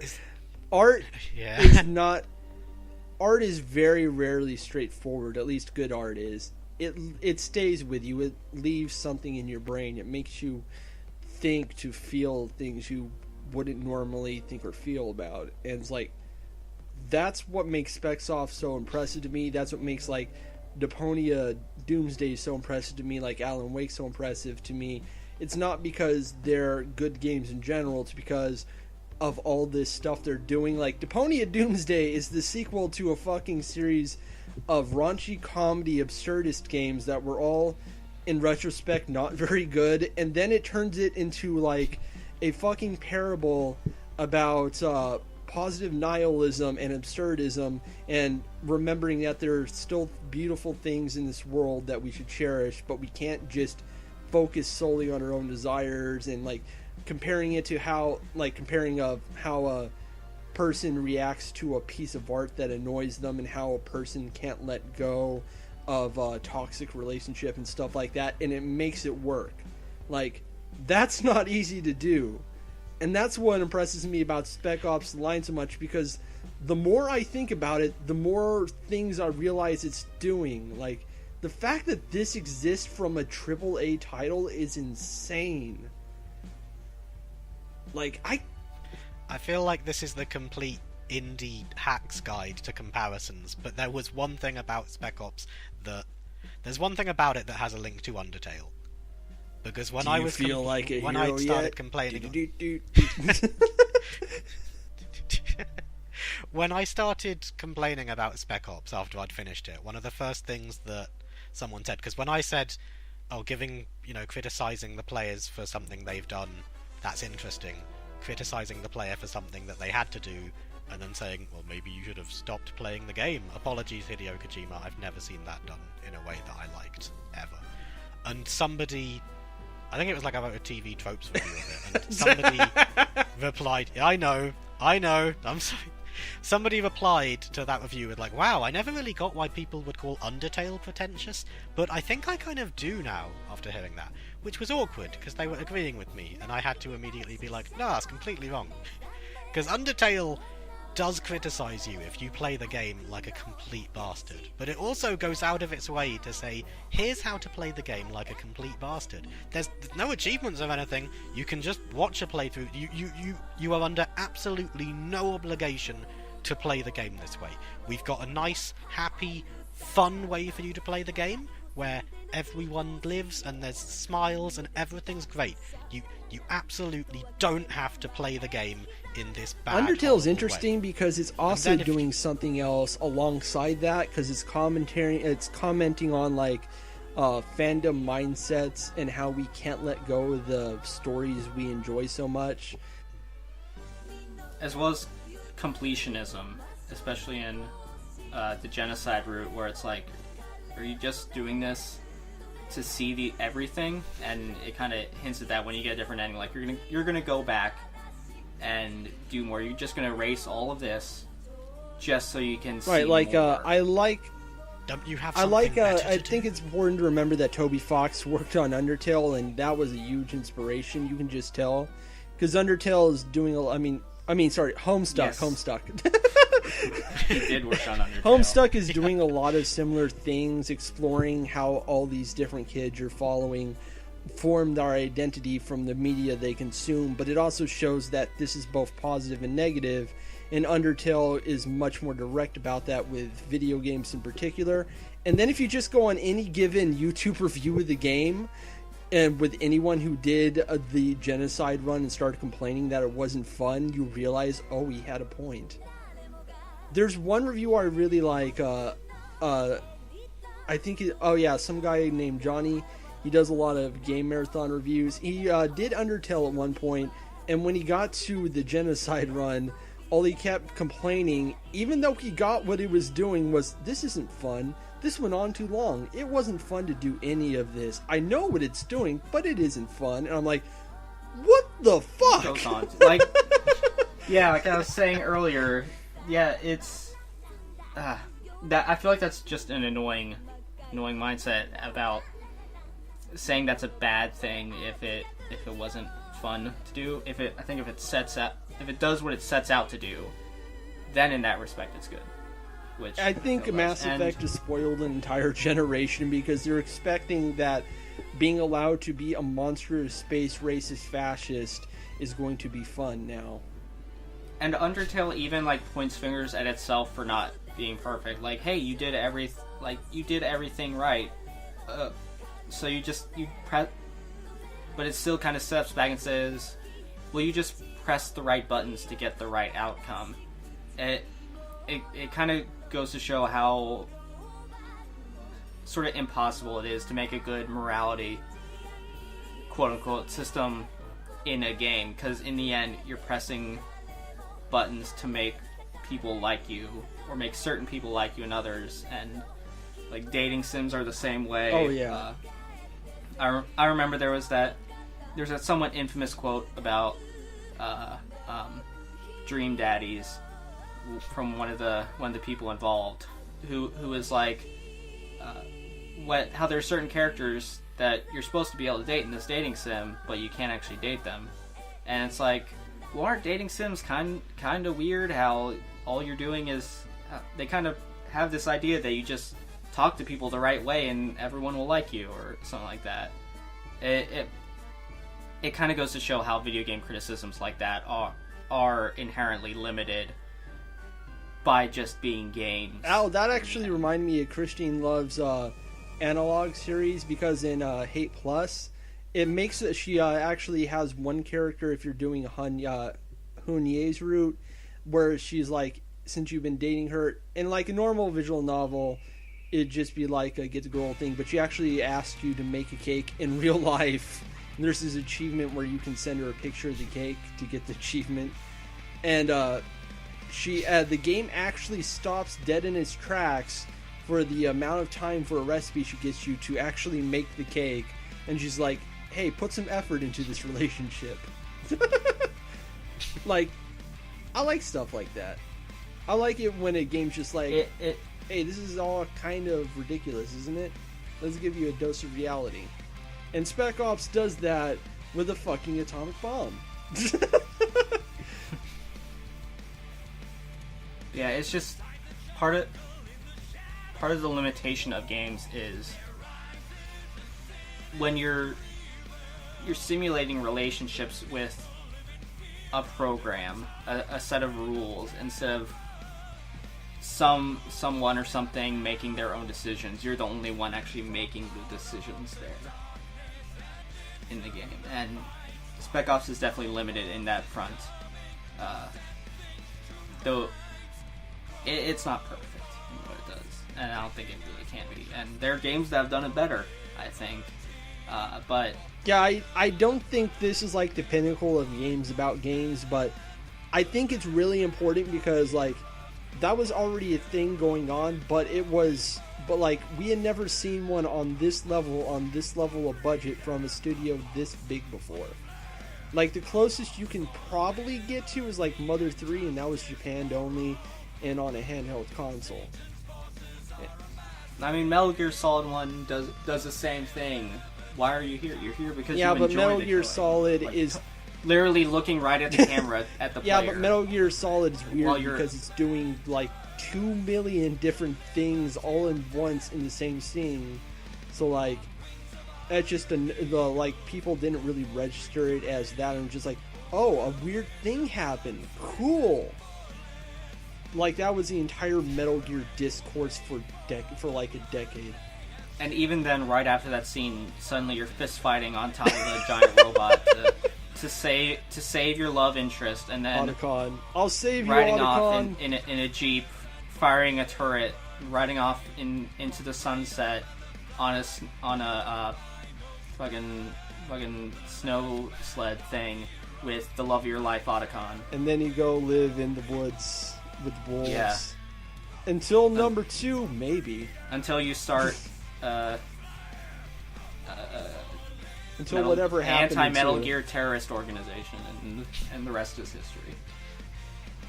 Yep. And then a twink is fighting a U.S. senator on a robot. Yeah, the Metal Gear gets so full of itself that a lot of its commentary, unless you're a super big fan, is just kind of gonna disappear. But like, I like Spec Ops because it's short, it's to the point, and it is dense. It like packs everything in here. Like the random visions Walker will sometimes have. Like if you shoot rigs and walk past, you'll see a mural of a man with a bullet in his head. And then if you go inside the building and look up, you'll see the statues. One of the statues is pointing a gun at the other, and then pointing their finger like a gun at the other, and then it goes white and returns to normal. But if you leave him to burn, whether you see him burn or not, you'll see a mural of a man on fire, and then when you see the statues, they're like boiling like lava. Like, there's all sorts of little touches like that that really hammer in the tone, the mood. Oh, and God, I love the entire art direction, all the licensed music they got for it, all the distorted prog rock. It all just fits in so perfectly. There are little touches like that I think enhance the experience. Like, we talked about how the dialogue, and obviously you get tons of battle damage that accumulates over the course of the game, and how the dialogue and battle quips change to reflect the mental state of the characters as time goes on. And the art direction, it's Banksy in a way.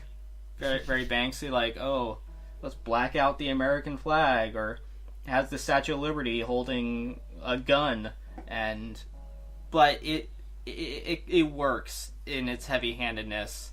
Yeah, especially because it's literal street art, like Banksy. Yeah, and like especially with the Statue of Liberty image, because after the white phosphorus scene, one of the loading screens is the Statue of Liberty, pure white, casting out white phosphorus, which is just like kind of horrifying.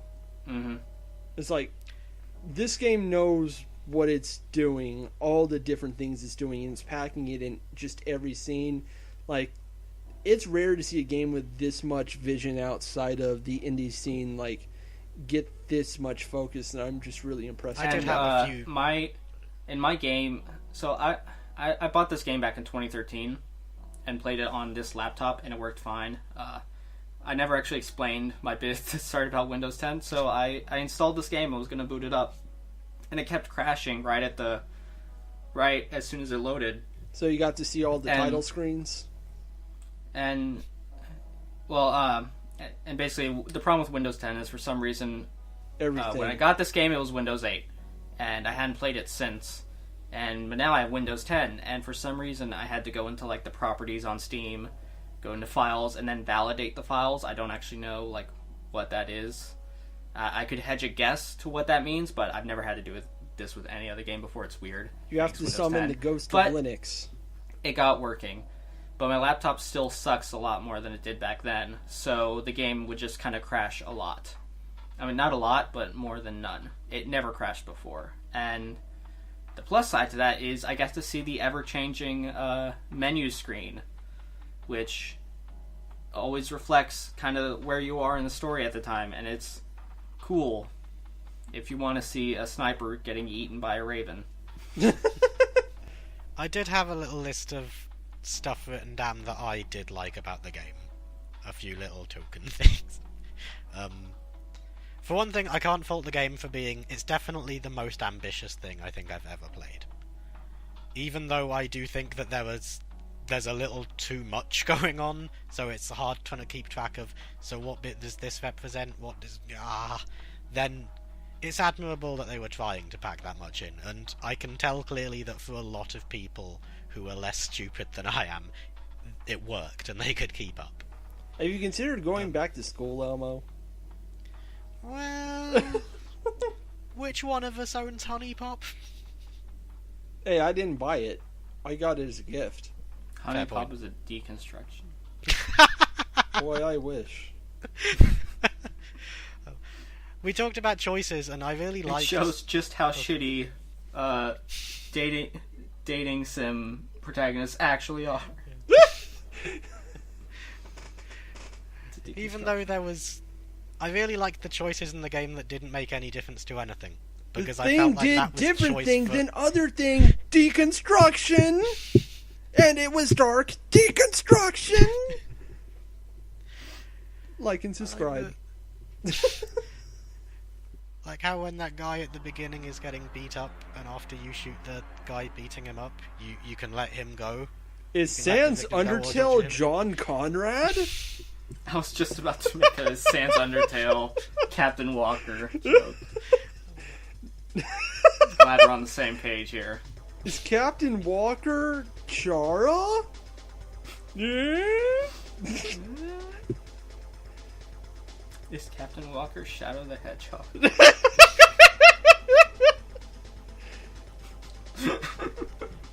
How about we say we start wrapping this up? We clearly reached a disaster point of the discussion. Keep going, Elmo. We're sorry. To be honest, I don't have that many positives. There was a loading screen that I thought was weird, because it's... fuck it, even I'm not interested in that. This is all your fault. You're still a good person. No, it was the one where it said something like, if you throw a grenade at an enemy near sand, the sand will create a smoke screen that you can use that to launch attacks. And I was just thought, if I throw a grenade at an enemy, my main thought isn't, I hope this creates a smoke screen. That's actually really handy, I found out. Yeah, there would be a lot of enemies, and that grenade won, but the smoke screen would expand to ones that weren't hit by the blast, and so I could just headshot them. Yeah, you can even shoot the desert sand, and that'll actually work sometimes. Oh, like it's kind of a little petty parting shot, but that thing with the achievement and how it didn't mesh well with the game for me. Like I said, my friend was... God, this was an hour ago. My friend was looking up interviews with the developers, and we were trying to find out... we were getting a lot of conflicting messages on what the game was about. But the one overarching thing that my friend was able to find out is he just says to me, "Oh, it says here that one of the main purposes of Spec Ops: The Line was it was trying to... Oh God, I'm going to have to say it again. It was trying to deconstruct... It was about the idea of taking a life, even a fictional life in a video game, for the purposes of entertainment. It was trying to really make people question that. And I swear, just as he said that, I got an achievement for getting 25 kills with the sniper rifle." and that was when I was like, okay, I'm sure there's a really interesting story behind why this isn't meshing with that, but the finished video product games is not working for me. And that's another one of the things that I like about how awful and totally dissonant the achievements are. It kind of some of the achievements sort of validate the game, and the fact that they're actively at odds. You're actually starting to remind me a bit of Little Red Lie, where at the end, Will O'Neill will just come up in the game proper and it's like, "Oh, you want some more fucking achievements? Here, have all of them," and they just all unlock just because for no reason. It's like, speaking of... it's like, oh wow, look, you just got some fucking game achievements. At least people with anime body pillows have an anime body pillow that keeps them company. You fucking loser. Speaking of achievements treading on the experience of the game, so after I crashed the water trucks and all the water burned up, and the guy is trapped underneath the thing and the truck, and he's like, "Hey, just do me a favor, just shoot me." And you get the gun with one bullet, and you can choose to shoot him, put him out of his misery, or leave him to burn. And so I left him to burn, not because he deserved it, but because from playing this game twice before, I knew if I just save my bullet and keep walking, I have a chance to shoot an Onyx just over the hill and get an achievement for it. And so I did, and finally got that achievement. Oh my god. Yeah, I guess we can start closing thoughts. Let's start with Elmo, since he'll be the wrong one. No, let's do me last. No, there are no wrong opinions in this discussion. Okay, fair. Even if Elmo is... well, Elmo won't be wrong in the eyes of the developer, but he is wrong in our eyes. Nah, Elmo's not wrong. There are valid. Elmo, you are valid. Oh, thank you. Teeth! Teeth! Teeth! Teeth! Teeth! Teeth! Teeth! Teeth! Is this your closing statement? Just go ahead and get started, Elmo. We won't attack you on ours. Yeah. I wanted to do mine last because I think mine might be the longest. So I want to just... Okay, I'll just go first. Yeah. This is a really good game. I like. Go buy. Teeth.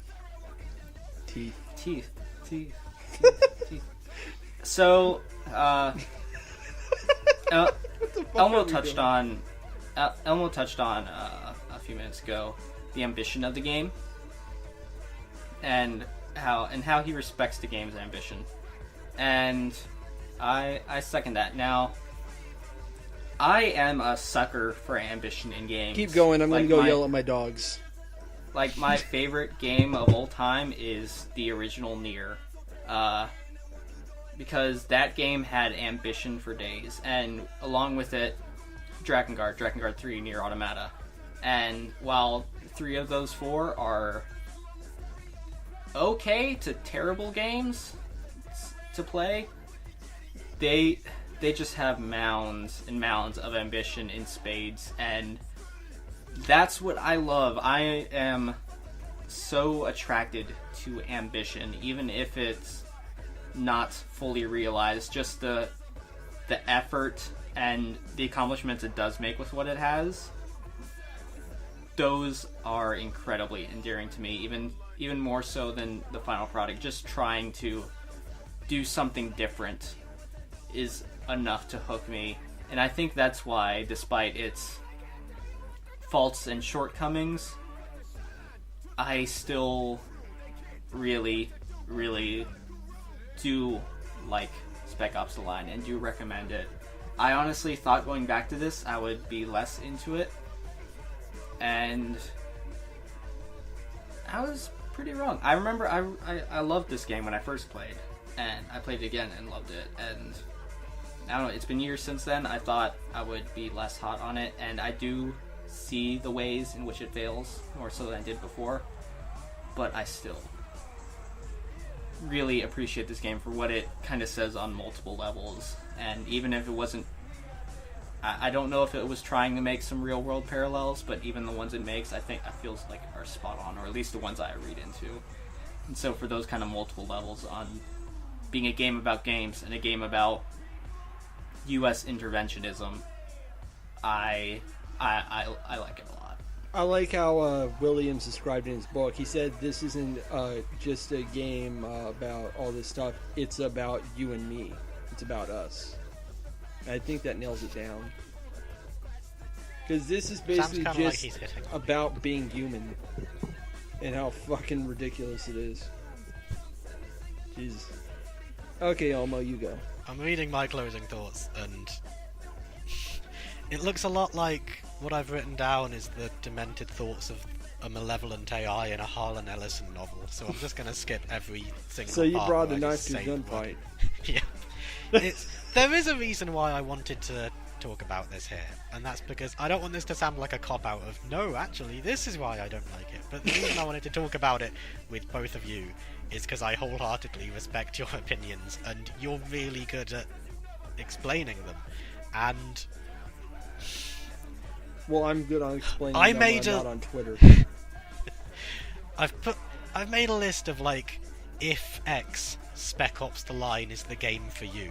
This is not specifically a diss at a fan base.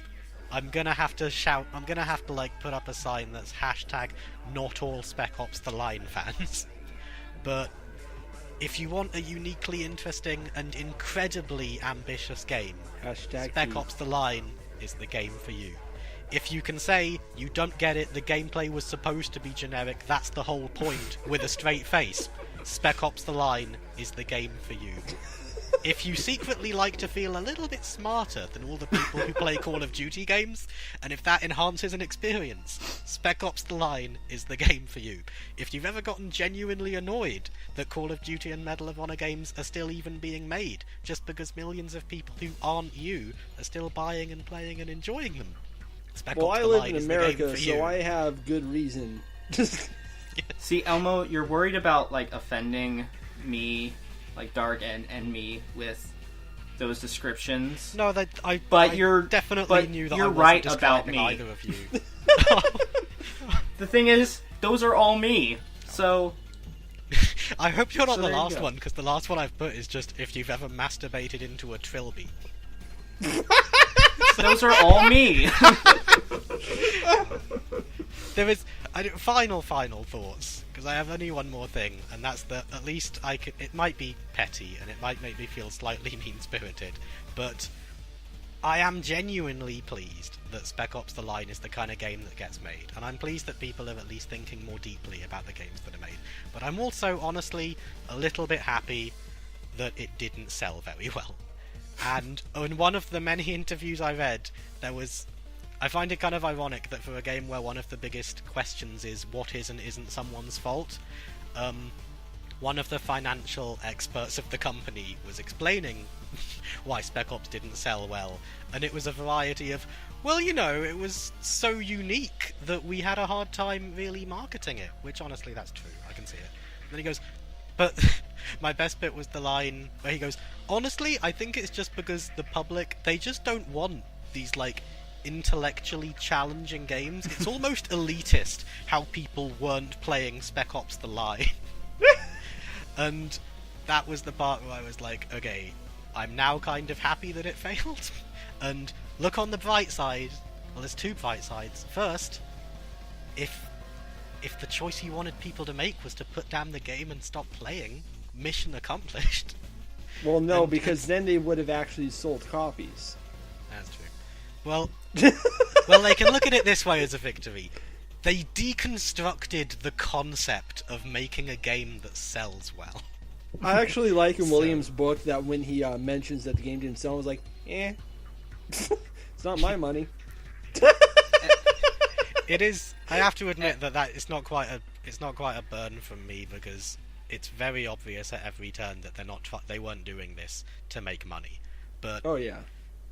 At the risk of continuing a discussion, I can't say that I'm glad this didn't sell well, but because this is a game I still want people to play, if they like me can put up with lackluster gameplay for ambition. But is this a game you want to turn into Call of Duty?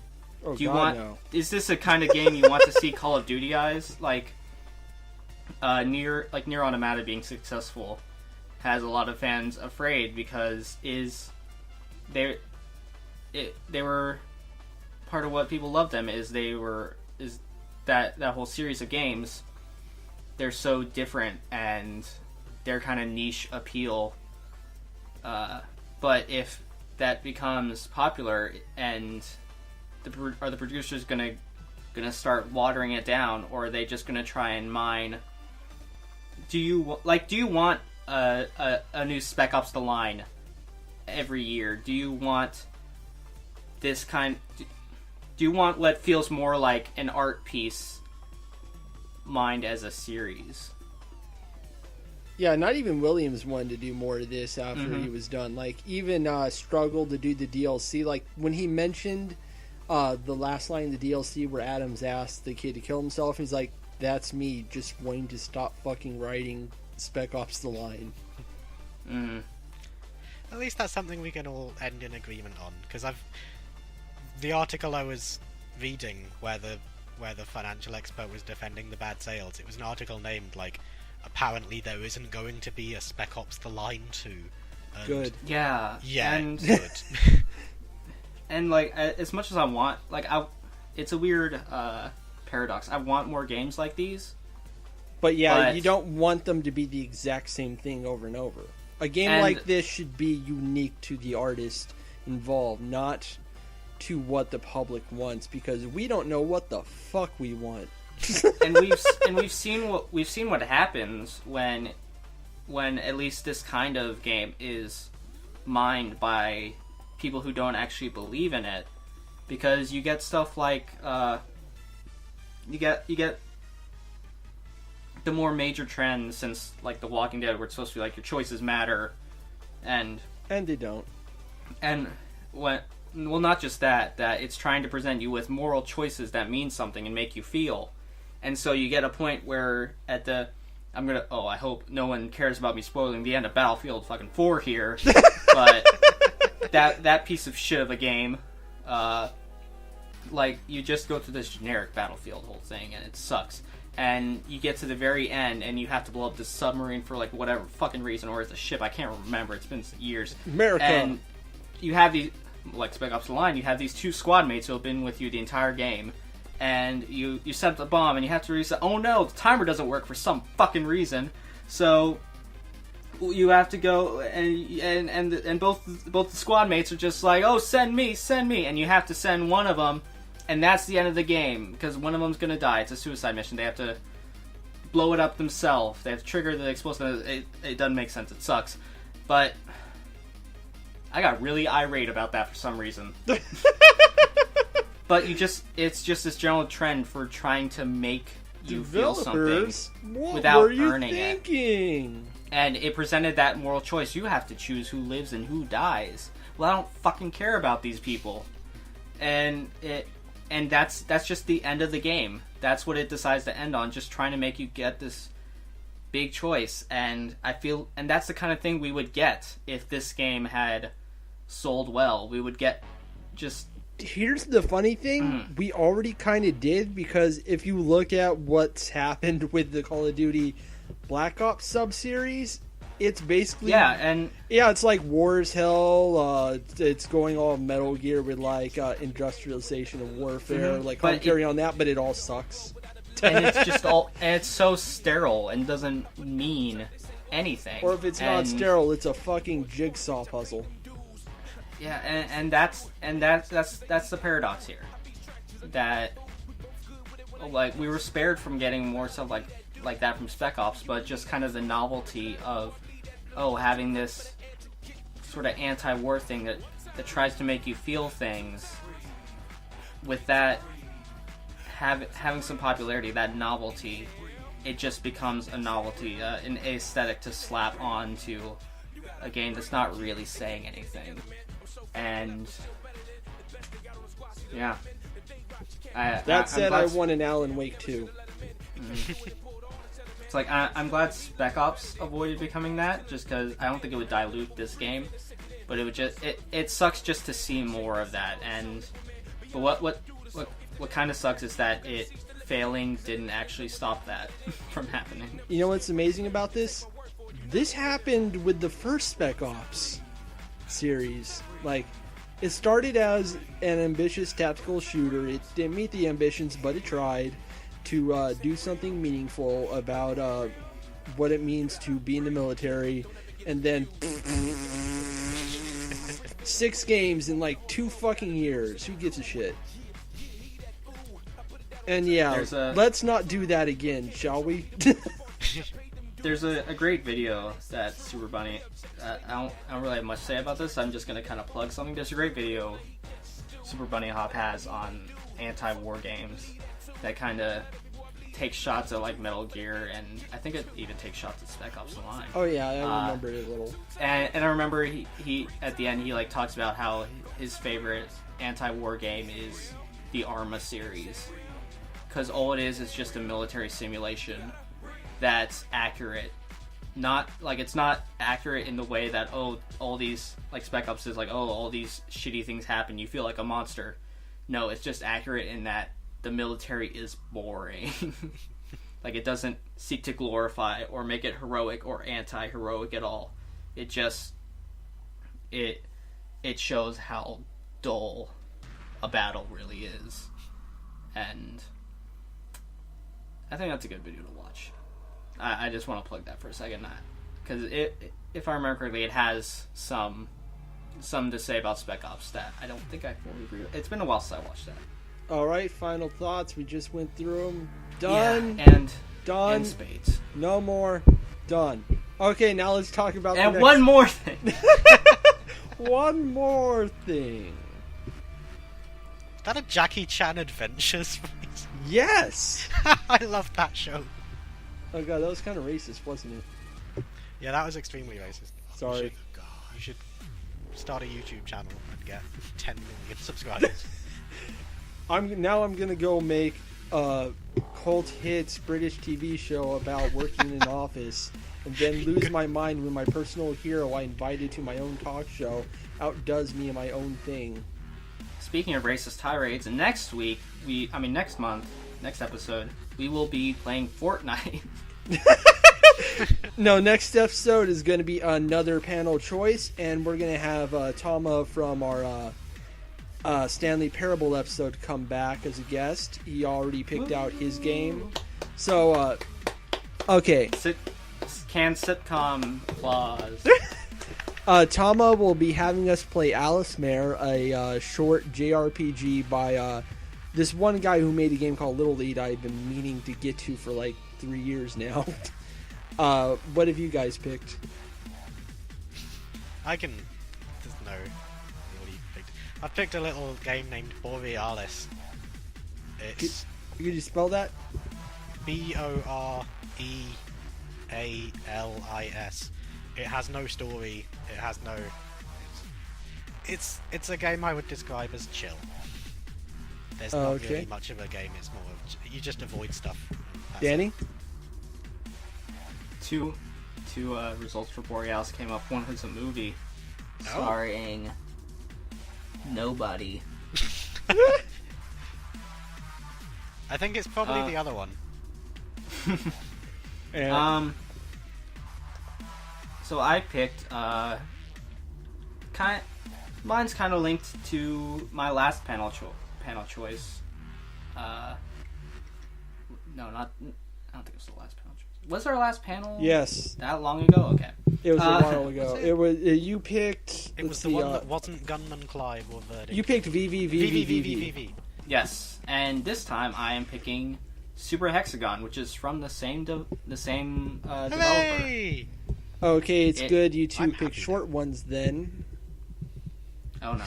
Oh, okay. Don't worry, I didn't pick a long one. I just picked one. That is a lot. I picked Red Comrade Save the Galaxy, a classic Russian point-and-click game that got translated into English just a few years ago, though still with Russian acting in it, and it is fucking insane. Okay, so It Red is genuinely Comrades- one of the weirdest games I've ever played in my entire life.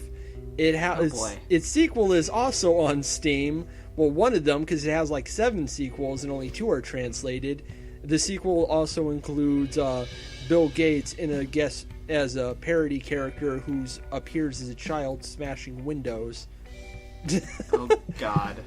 But the first one is... Oh, I'm not gonna spoil it. You just have to play this shit to believe it. Hold on, I'm looking at the store page. What? This is rated adults only? Wow. Oh yeah, there's titty in it.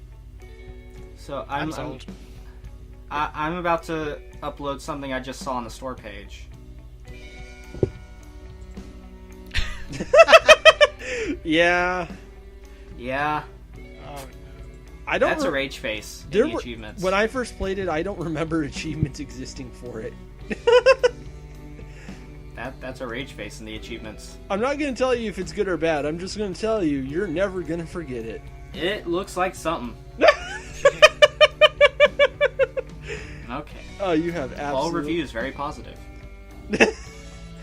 All right. We'll see you guys. We'll see you all next time for our panel choice episode. I'm going to go announce all this for in our private chat, so Tom knows what we're going to play. We can all get our stuff and get ready. Any final words? Spec Ops: The Line is garbage. I got that one in. Boom. Teeth. And Teeth. Back up the line Teeth. is Teeth. complicated. Teeth. teeth, Teeth. teeth, Teeth. teeth. I still think this is a Rick and Morty reference. It's Wednesday, and this is how I'm spanning it, baby.